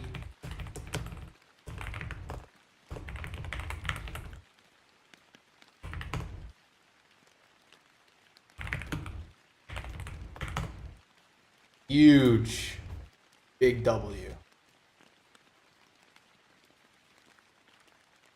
Storage, something's weird's going on with the past URI because before it should have served index. I mean, when I do nothing, it does serve index.html, right? Or I can even also add a case for that as well. Because I don't think I can do cases for. I can just add that slash index.html case. So now if I do, oh wait, I need to kill and restart the server again. Okay. Slash index.html. Yeah, it'll still work. Okay. Because this is the URI here. Yeah, I mean, ostensibly it works, right? Again, the problem with this is I don't have it on a, I don't have it attached to a GitHub. I should probably do that because I had to restart the server or the project. By the way, you might want to look at the browser dev tools with F12 and look at the exact request the browser sends off. Yeah, I can do that. Totally. Let's go to network. Oh, we got an error. Okay. Okay. Is this the request? What is this?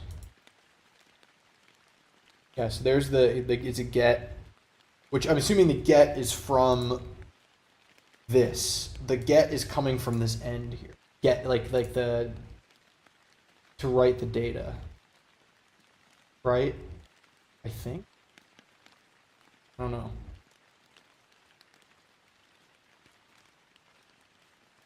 Yeah, there it is.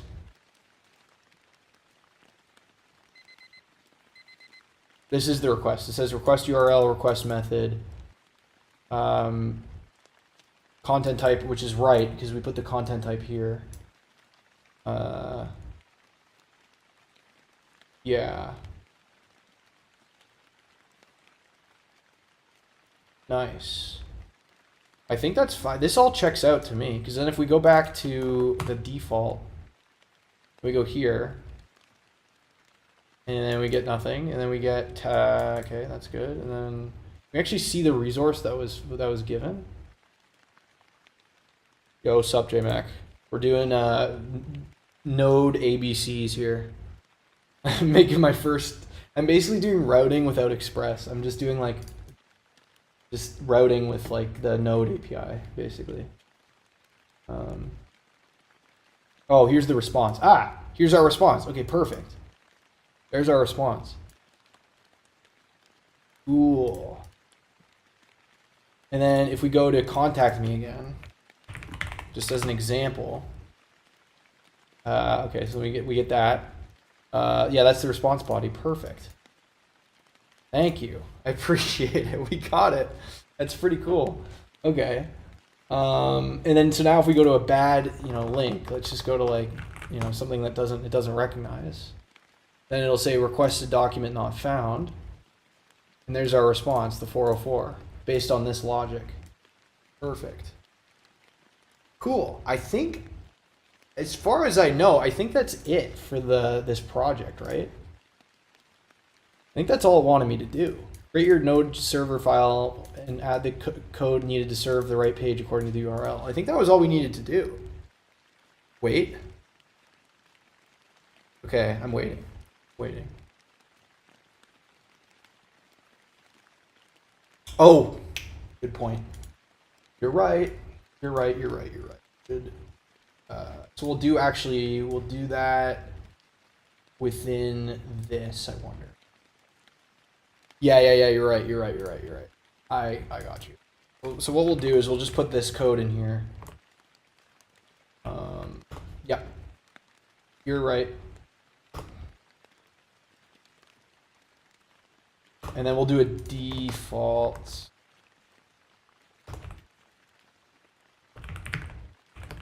We'll do a default case. Whoops. Res.status code is 404. Console.error resource not found or something. Whoops. So now this should work. Maybe. And then we'll go to our network guy.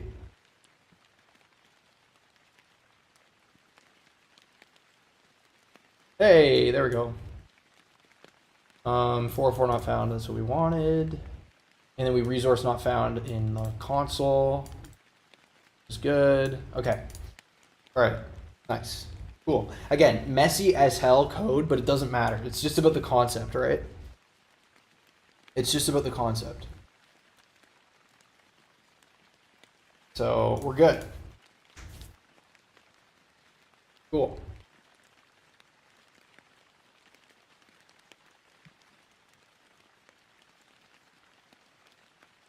All right, so now that's done. All right, so let's do, learn so much doing it manually. You really do. Even though it's still through the Node API, I'm not going to go as granular. Like the hardcore guys would say, oh, you need to create your own, server, whatever in C or whatever. Like, no, that's too granular. But doing it in Node from scratch still gives you enough of the underlying knowledge, I think, to be fine. Okay, so let's see. Create base or serve different HTML pages based on routes, and then we'll do /about is about.html. Then contact me is contact me. Anything else? 404.html and throws. 404 found. Or and sets status code to 4. Cool.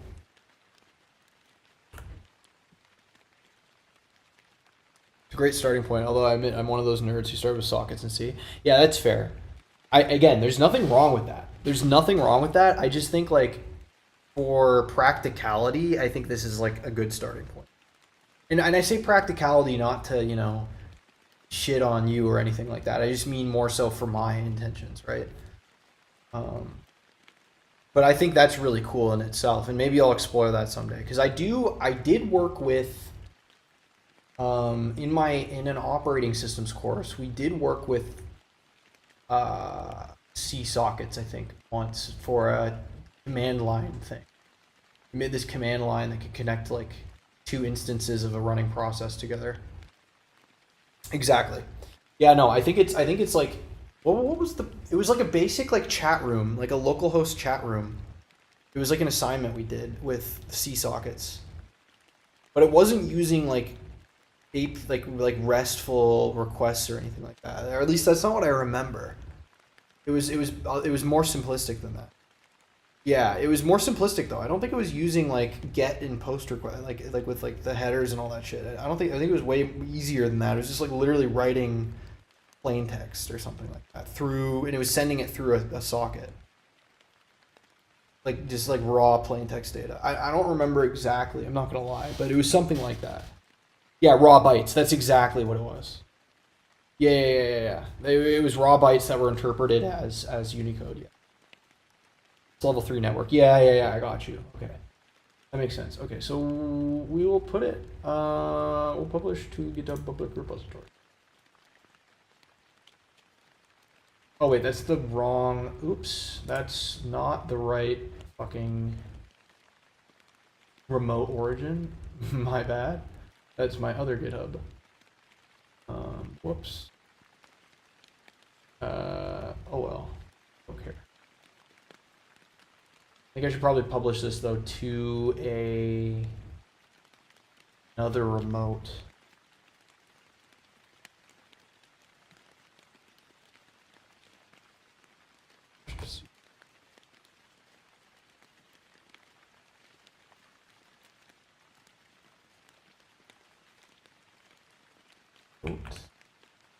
Delete remote. We can republish it to our other. Okay, so that's, I've got the wrong Git account connected. How do I get this over to a different? Log in with my other GitHub. Bro.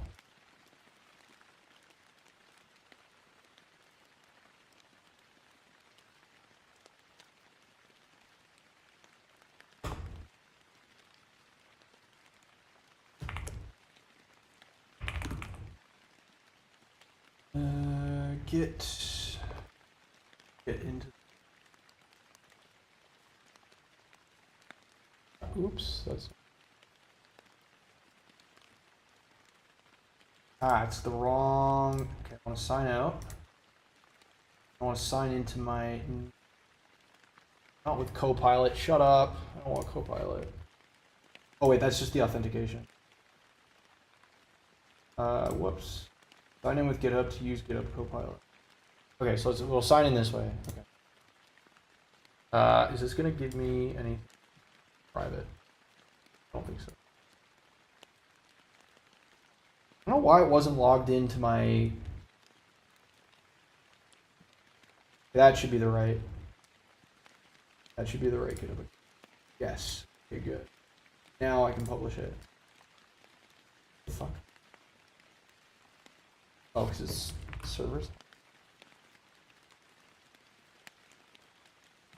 Not letting me publish the branch.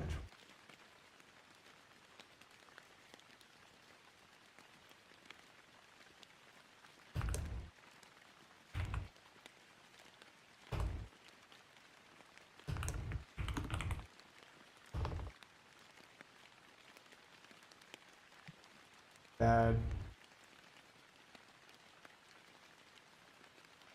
It's not going. Oh well. Okay.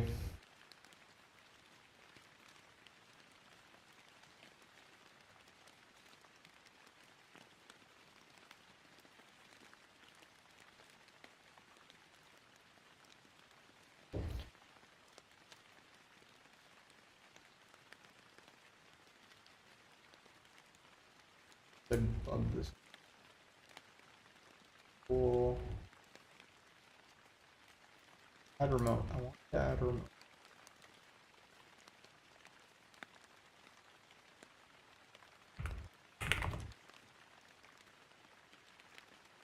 Okay, whatever. I'll just, I won't bother putting that, although I think I do need to put it, need to put my solution in here, right? I need to put I don't know why it's not letting me put the, publish the branch.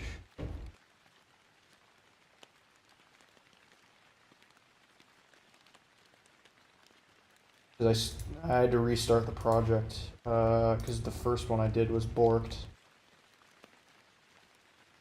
A timeline, okay.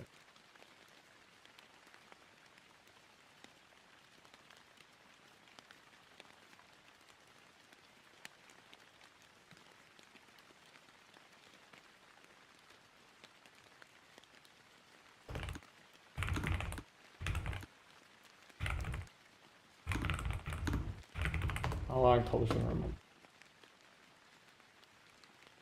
Get branch setup sheet.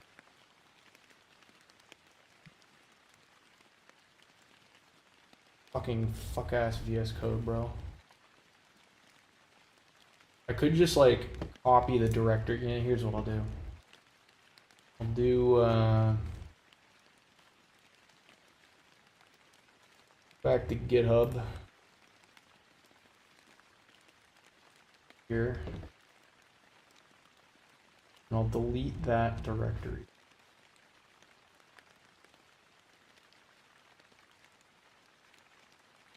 For the repository. Informational site. I want to wipe this. Oh, it's not even pushed.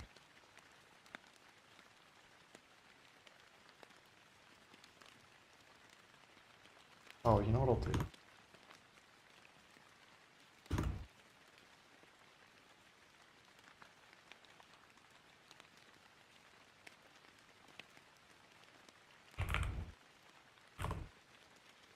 Go to Finder. I apologize for this, guys. I'm just trying to get the remote to work. Node, Odin informational site. I want to just gut everything in here, except for the README, actually. This is the old directory that wasn't working.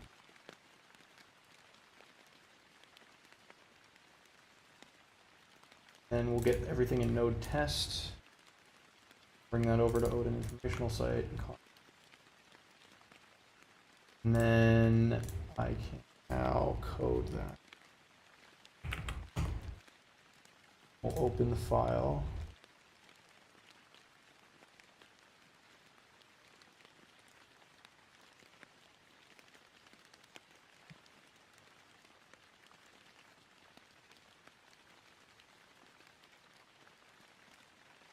Okay, so now this should be connected to the remote. If I do, we'll just say, fucking, I don't know, serve multiple pages with node basic node server or something like that.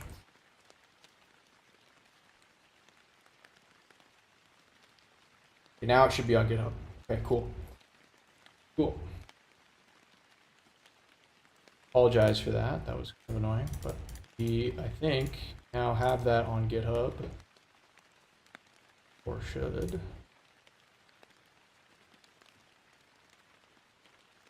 There we go. Nice. Perfect.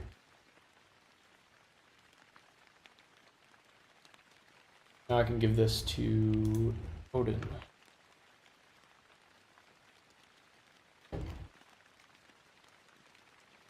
Perfect. Nice. That was pretty easy. Well, pretty easy. We did it in one stream anyway. Environment variables. Here we go. Go to environment variables. We already know about environment variables. is it gonna get me to? I guess I'll just make a note on this one. Ah, that's on the wrong screen. Where did that go? It's like appeared.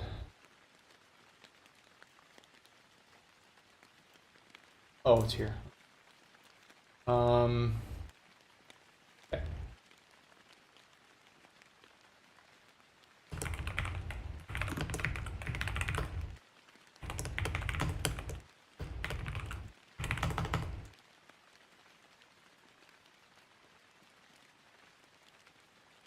When you run your code runs in a specific environment. Run your code on a different machine, different environment.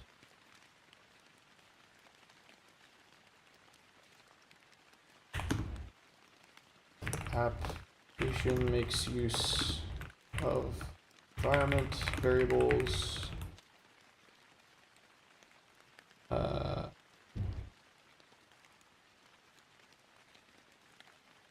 which allow your code to run the same no matter which machine it's running on, as you can have certain data. No, actually that's probably a bad explanation. Written many functions.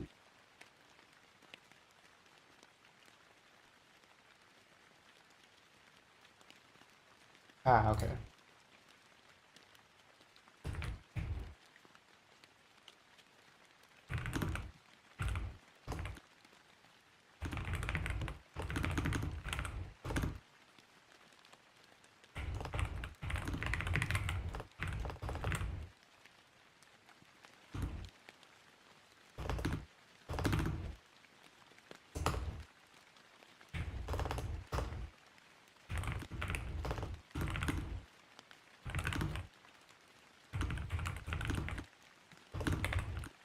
That's a really convoluted explanation. Okay.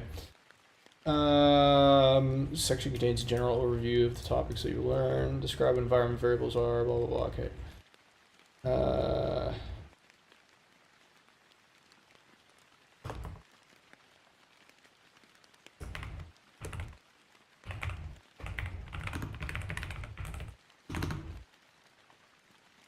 Environment specific constants that have environment specific values. Jesus, I can't type today. For example, since they're specific to individual environments, we can use them to provide different values to different environments, such as your machine.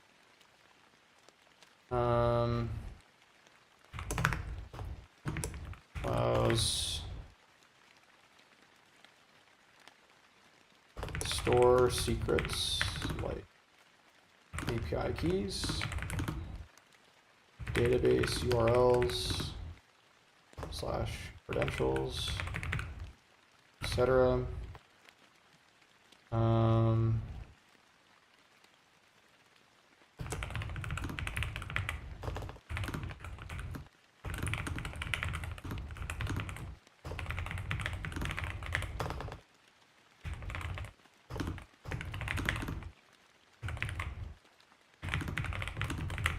Without having to modify the source code. Production environment variable. Environment may want additional logging and analytics.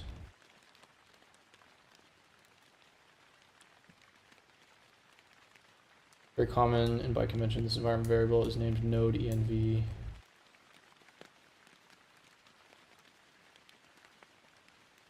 Database. One, you can pass test database URL and credential.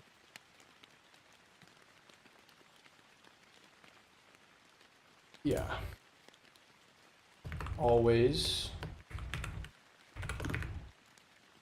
put the .env file in git ignore. Do not expose to the public. Of course. That would be very bad. Tyler would know about that if he's still in chat. Having .env files on public GitHubs.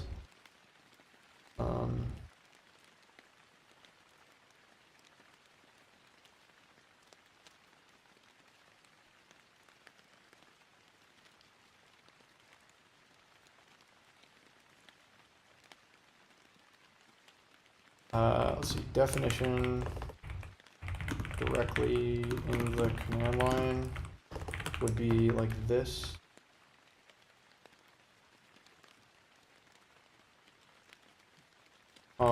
Directly before running server, like this. Okay, so you also export. Use the shell command export. Can also use the shell command export, and then list environment variables. Right? Something like this. I wonder what this video links to, actually. I don't know if I want to know, actually. Let's see.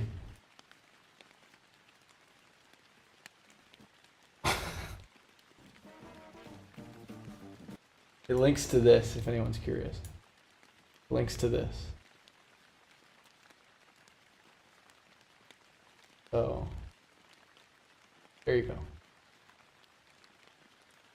It links to some goats jumping up and down. That's pretty good. Okay. Above command will set 2 environment variables in the current shell environment only. Right. Or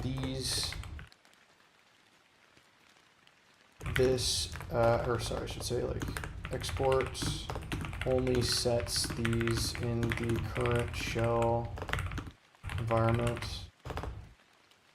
and will be lost if a new shell is created, right? Something like this. I don't know.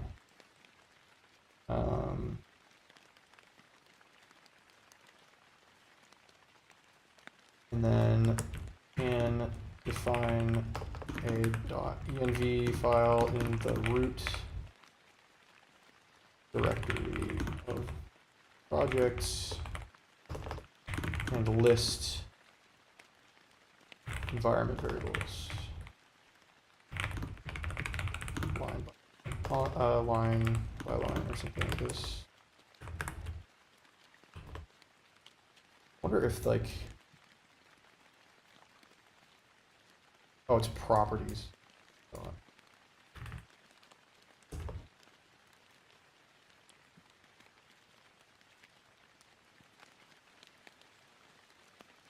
Now run your app, and then you have to tell it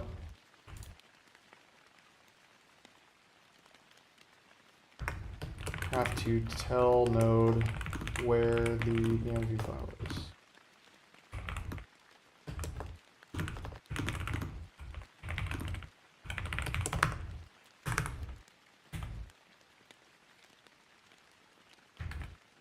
Through command argument, something like this. Okay. When you deploy an app that uses environment variables, your repo will not contain your env file. Good. Typically, there would be a way via the website interface, but otherwise, always check.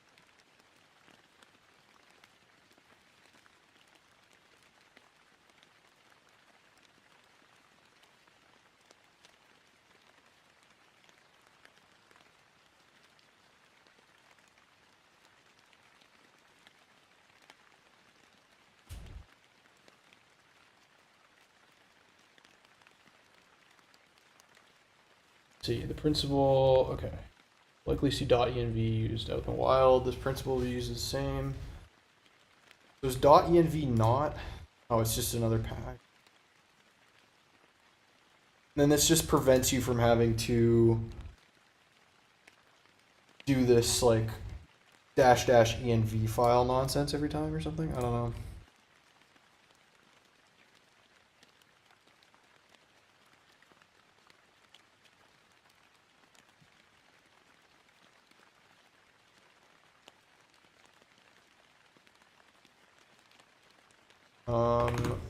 Variables, environment variables can be accessed in code by the prefix. Process.env dot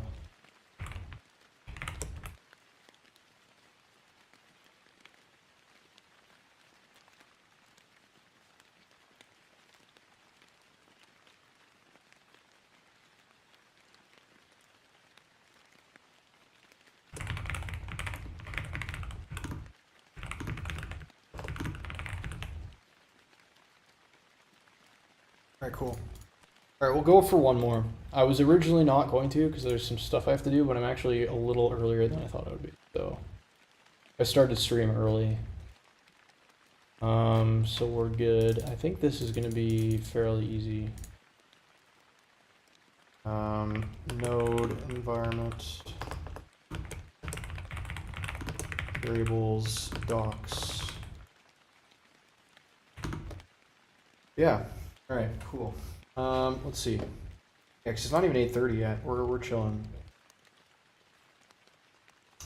We are chilling. Then after this, then what do we have? Let's see. The dashboard. And then we have Express. Okay, cool. And then we're gonna do, we're gonna get into some fun stuff. Routes, controllers.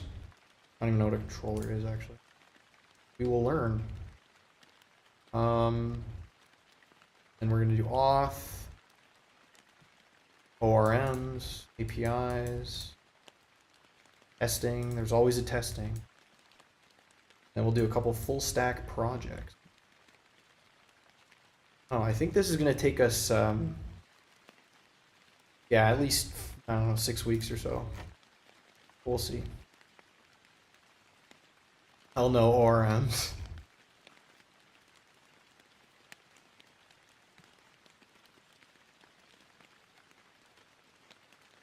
Is it not? Yeah, it's just a way of what,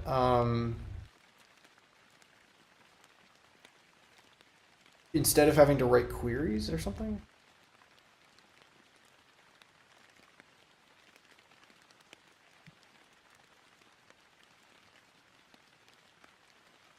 Basically doing it. Yeah, that's what I thought. Yeah, that's what I thought it was. Yeah, that's what I thought. It was like without having to write like SQL. It's like an abstraction on top of SQL.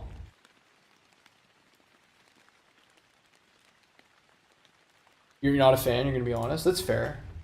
I mean, I don't mind writing SQL. Like, I'm sure, because like, okay, so what's the other option? Do you, like, if you want to access data from your database, you send like some sort of like post request to your database or whatever it is, and then you just include the query as like a string or something? I don't know. I actually don't know. I don't know how that works yet. I'm not that far into the back end world.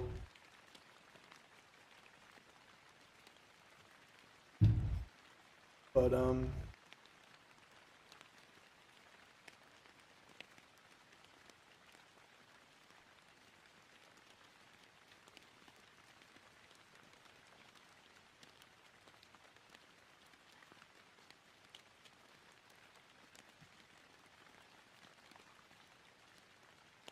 that's very fun. There's this system in my condo building where when I get a package delivered, it like blows up my phone on an app because it puts into this like parcel like locker and then gives me a code to access it. It's pretty cool. Most SQL queries aren't that hard. You know this. It's not that difficult. No, I mean, you can make difficult SQL queries, but like 95% of them are not rocket science.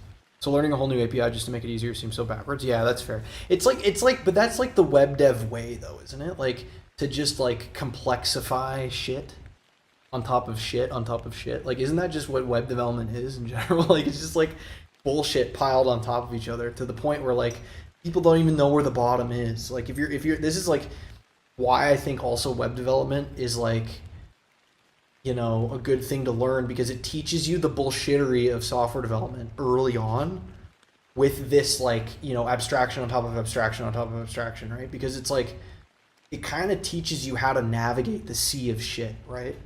In some sense, like you can't know where the like, because if you start in C, C is like starting off in like it's like pure. It's like there's no side effects. There's no libraries on top of libraries. You're just working right with the computer, whatever, right? And I think that's why a lot of people like lower level stuff, because it's like simpler in a way. You don't have all this nonsense that people have written on top of shit, right? But again, I think getting into that early is good, because then you kind of get acquainted with navigating the software world and like all the various millions of tools people have created. It's true. Learning C has like 100% retention on how useful it is. Yeah, exactly. Like again, I already have basic C experience, so like I didn't. That's why I started with web dev. But like I could totally see myself coming back to it at some point in the future. Yeah, you kind of want the best of both worlds. Exactly. Like I've already gotten that kind of pure sandbox, like condensed experience with C specifically in my school, because C and Python were the only languages we actually used. No, like C, I see C almost like, for me and for like learning, C is really good as like it's not, I don't want to say a toy language because it's far from a toy language, but a lot of people can treat it like a toy language, right? In the sense that you can do these like low system level things to learn very low level programming in an effective way. But yeah, you're right. Like that's why actual software I think is written in C++, because it's like the object-oriented superset, right, of C. But C++ has its own complexities and bullshittery, right?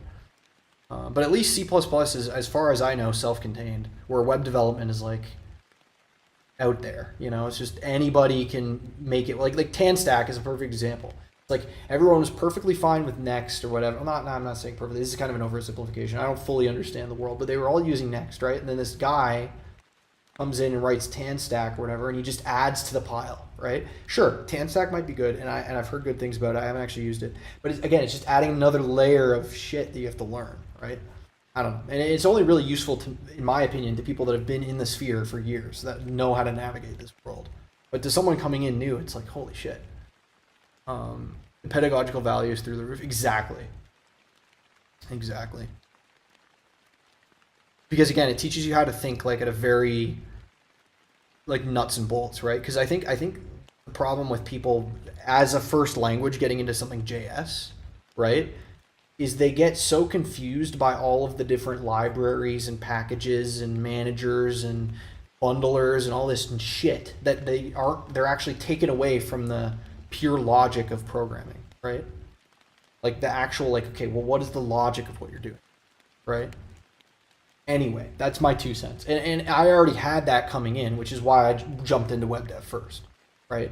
And I guess a lot of people didn't really know that about me earlier on. They didn't know that I kind of had that background.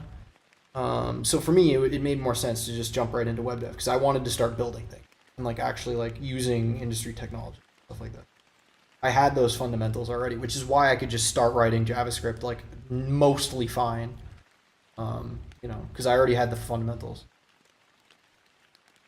You consider yourself intermediate and might find the JS. Yeah, exactly. Like for me, I would consider myself like on a 5-point scale. If 1 is beginner, 3 is intermediate, and 5 is advanced, I would consider myself a 2. I would say I'm beginner intermediate, like between the two of those. Because a true beginner, I think, is kind of like can't really write software on their own. I've written software on my own. What do you mean you have to build system? It's an interpreted language that runs in the browser. Yeah, exactly. Okay, so .env, I'll just include this.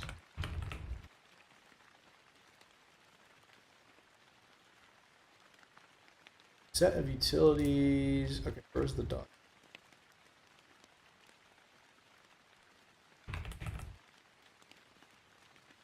Set of utils for dealing with additional and very vars defined in the doc. Cool. Okay.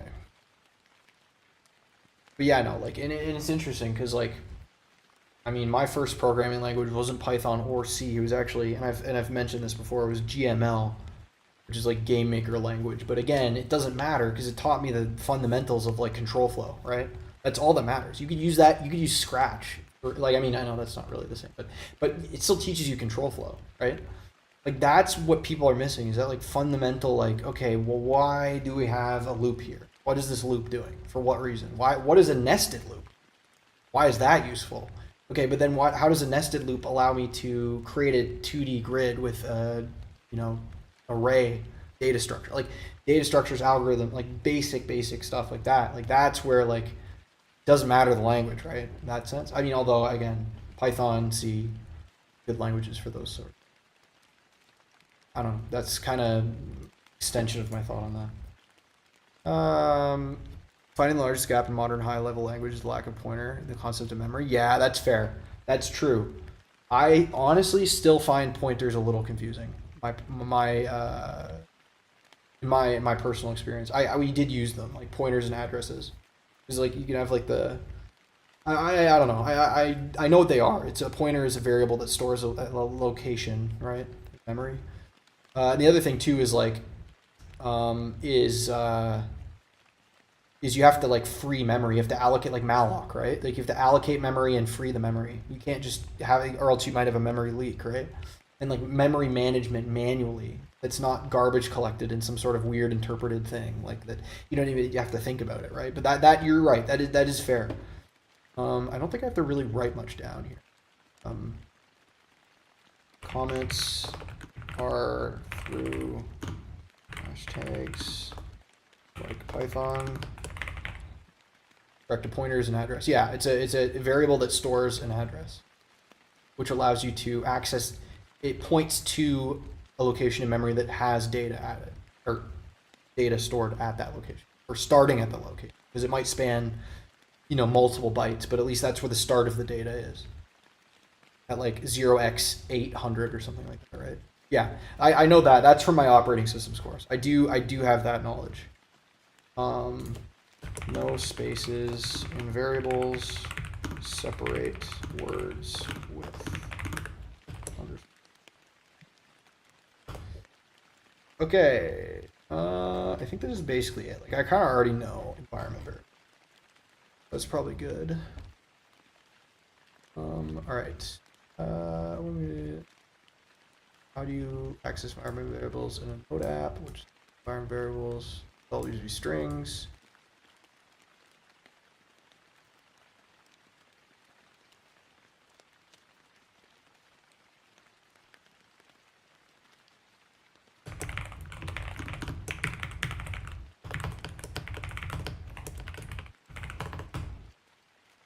Funnily enough, you work with pointer all the time in JS Python because essentially every single variable is a pointer to the heap. Yeah, that's fair. But again, you don't have to think about it, right? That's the distinction. Is you're working with it, but the compiler / interpreter handles it for you, right? At least I think. But yeah. Out of water.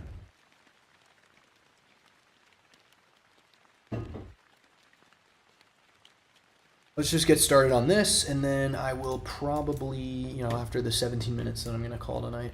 It's a good design from the language. They remove one of the hardest aspects of C. Yeah, that's true.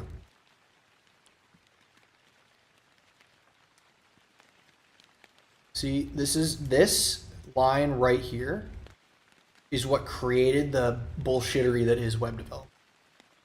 Programmers, the best of whom are pretty lazy, are tired of having to write the same code over and over again just to cover the basic tasks they wanted their applications to perform. They batched that recycled code together and called it a framework. This is why web development is so fucking, you know, like, I don't know. Because again, you know, and then you get to this ecosystem as a new person. I've said this already, but then you're like, what the hell is going on? But this sentence right here encapsulates bullshittery. Anyway, I just think that's kind of funny. Frameworks provide good organization. Yeah. So frameworks are opinionated reusable. At least I think they're most. I think frameworks are always opinionated, right? Like they have a way of being used. Code that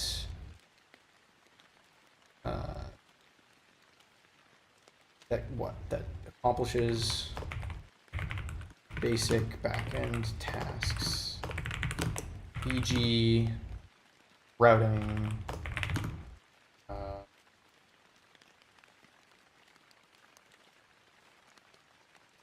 Something like that. Because Express is a framework, I would assume. But yeah. Yeah, so they're great, opinionated, force you to organize files and code in a way that keeps it organized, but is also required for the framework to run properly, right? Interestingly enough, I think JavaScript is kind of like C in the sense that the language itself gives you very little. Yeah. Exactly. That's also true. Like, if you go back to, I don't know if you were here, Innovation, when we were doing the Battleship project, but that was written in vanilla TypeScript, which, again, it's basically vanilla JS just with the type checker, right? That's the only thing that it gives you is that static typing compiler. But I wrote that in vanilla JavaScript with HTML and CSS. And I basically implemented all of the systems myself, like for that Battleship project, right? Which is a really good thing. Like it doesn't give you any UI shit, like with React, it doesn't give you, I mean, I just put it on GitHub pages, so I didn't have to worry about that. But like, there was no server, none of that. Yeah, that was awesome. Yeah, exactly. It was very like, and I was actually having a conversation with Jay from chat in Discord, and we were talking about that, and I was like, talking about how I don't have much back end experience, and he was like, yeah, but that Battleship project gave you back end experience because like it's that it's not so much what you're doing with back end, it's more so thinking about the logic of what you're actually creating and how these systems combine together to create some sort of cohesive software, right? Whereas front end is more so just design based, right? Which makes sense. I just never really thought of it that way. Because like when you're doing React and stuff like that, you don't really need to think about project. I mean, you have to think about UI structure, but you don't have to think about like class structure and like things like that, right? Yeah, I don't know. I just thought that was kind of an interesting take on that. They're often, okay, let's see. Given when you start a new app with any framework, you're given dozens of folders already organized in a hierarchy. Given comes out of the box with dozens of folders in an existing hierarchy, which is logical and follows the model view controller. I honestly forget MVC. I learned this at one point.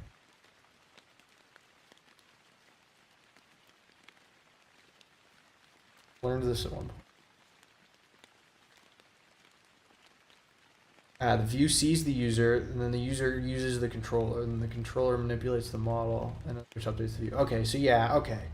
This is just basic architecture. Okay. This is essentially what we did with our Battleship, right?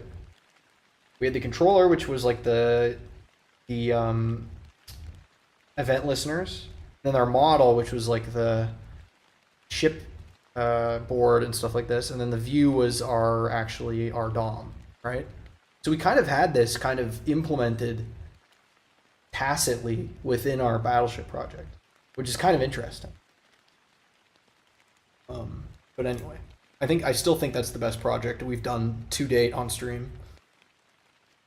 I just got started learning assembly, and it's remarkable how CPU really can only move memory around and do basic arithmetic, but we build so much stuff on top of seeming simple instructions. Yeah, exactly. We actually did learn, I took a compilers course, which was really interesting, and we learned how to compile a toy language called P0, which is essentially Pascal, which is kind of like a Pythonic, or at least it looked Pythonic to me. in the class, but we compiled it into WebAssembly, and we wrote parts of a compiler in Python, mind you. But I don't know if P0 is even like, it was in the textbook. It was like the textbook toy language.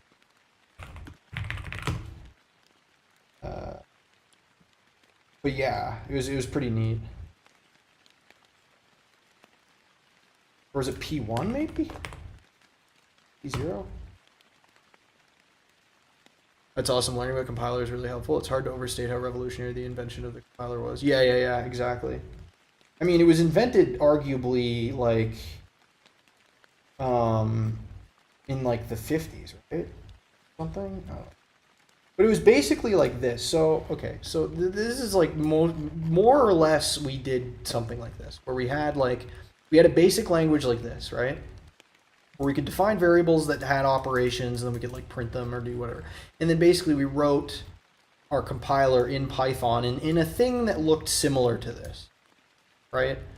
And the way that the code would, or the way that and then, okay, so then this is like straight up assembly, but we compile it into WebAssembly. But how we did it is we had different parts of the compiler, like the professor put different parts of the compiler, like the lexer, the parser, the abstract syntax tree builder thing, functions, and then the code generator into different blocks that were in a Jupyter notebook, which is kind of cursed, having a compiler in a Jupyter notebook. But anyway, we would have to edit parts of that, right, and create functions within that environment that would then accomplish different tasks.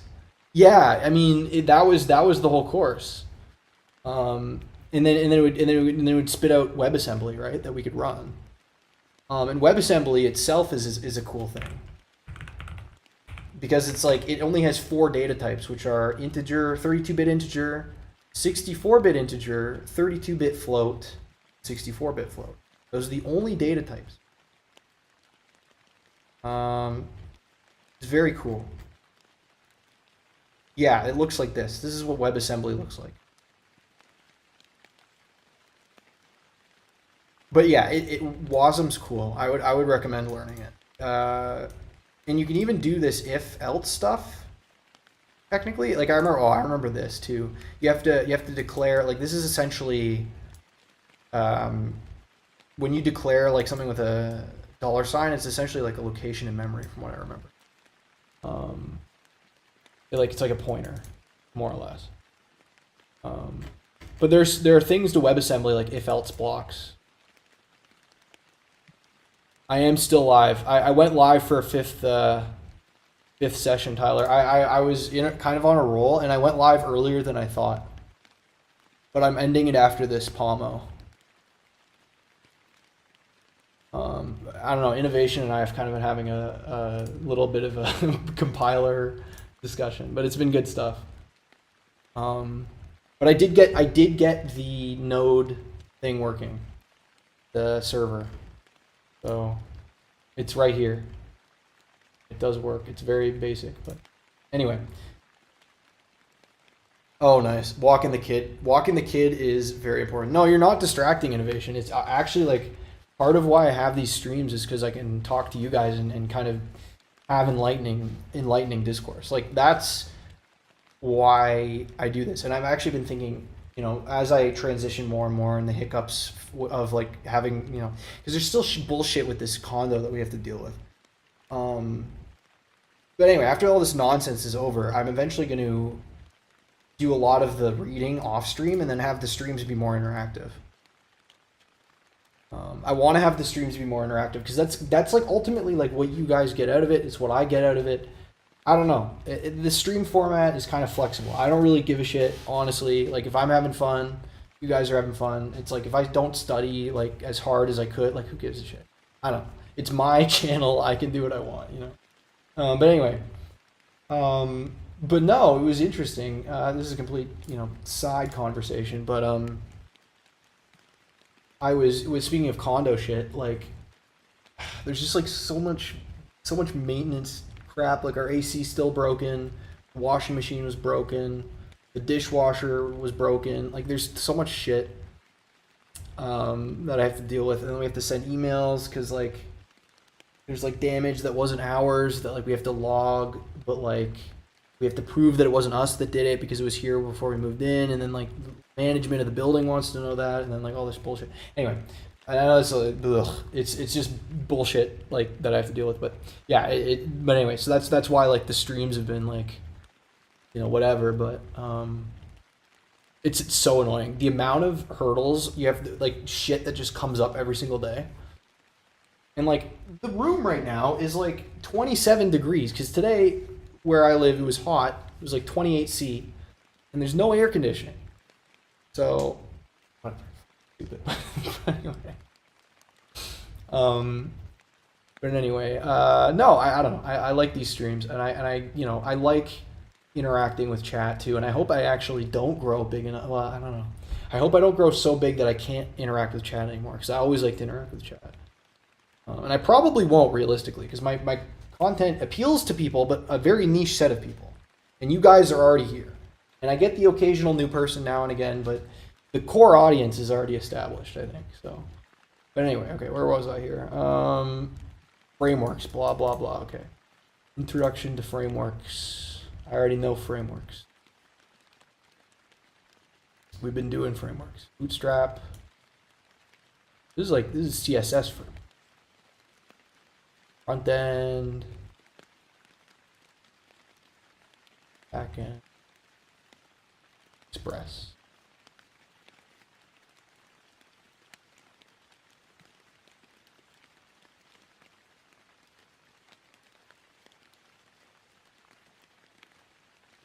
This is just like basically, I'll just like link this. I don't think I need to, there's nothing I really need to write in here.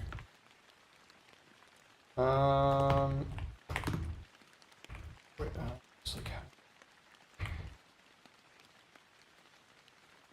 what is a web framework?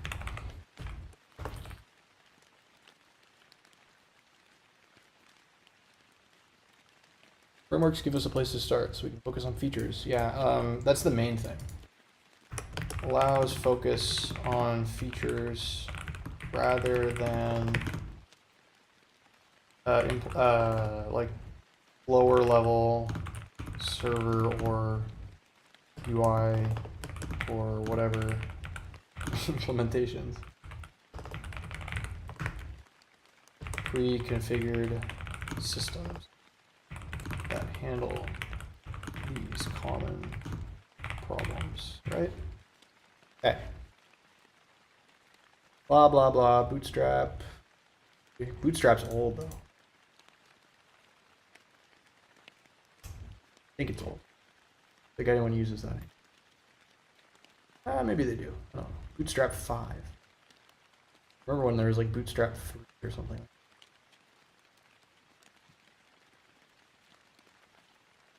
And I only knew of Bootstrap because I remember thinking like, I don't know, probably 7 or 8 years ago, I was like, how do all the, like a lot of these websites like, you know, look the same? Like at work, we use this one older website that is 100% Bootstrap, and I just know, and I'm like, are all these buttons the same? And then so that's where I learned about Bootstrap. But I learned about Bootstrap like a long time before I started actually doing web development. Glides over MDM's overview on backend frameworks. Server side. Previous article showed you. All right, so let's just go through this.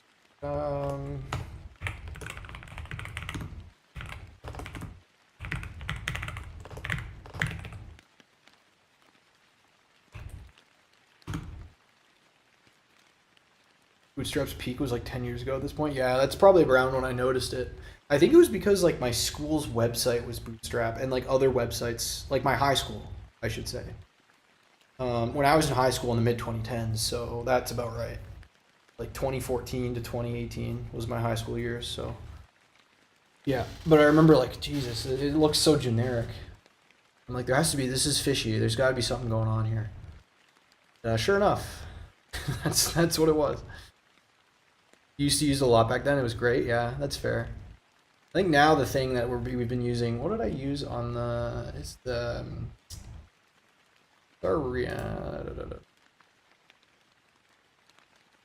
Style components, React router. It was the Shad CN thing. Tailwind, of course, obviously. That's what we've been using. Because Tailwind is new-ish, isn't it? Tailwind's like 2020, 2021, something like that. It's pretty new, I think. 20, I don't know, when Tailwind... Now I'm just going on massive side tangent. 2019, okay, I was pretty close. Yeah, web application frameworks or software frameworks that make it easier to write, maintain, and scale web applications. Web creation, provide tools and libraries. Okay, there's a lot of the same info. Servers wait for HTTP requests in the browser. Okay, so functions of a server-side web framework. I'll honestly probably do this tomorrow on my downtime. But then tomorrow evening, the girlfriend and I are going on a date, so that's why I'm not streaming. But then Thursday I'll be back. But I'll have probably this shit done before the next stream. So yeah, I don't know. I don't really feel like finishing this, and there's like 8 seconds left on the timer. So date night. Yep, it's her one night off this week, so we're gonna do a day night. So we're gonna go to the waterfront. You know, go see a lake.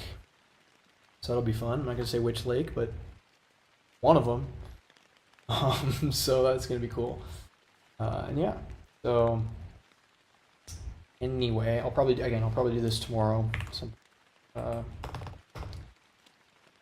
it's all P. I keep thinking it's all K, but it's all P. Anyway, lakes are nice. Water's always great. Well, if you know, this lake is not known for having the best water. If you know, you know. But yeah, most lakes, yes, especially lakes, not near the big cities. But yeah, anyway, yeah, but it's still nice. It's still, and free parking after 6. So anyway. Thank you all for watching. I really appreciate you guys being here. If you're new and you're lurking or whatever, feel free to subscribe if you want to follow my journey. Join the Discord for stream updates, and I'll be live again Thursday evening, 6:30. Be there. Thank you, Innovation. I appreciate that. See you guys.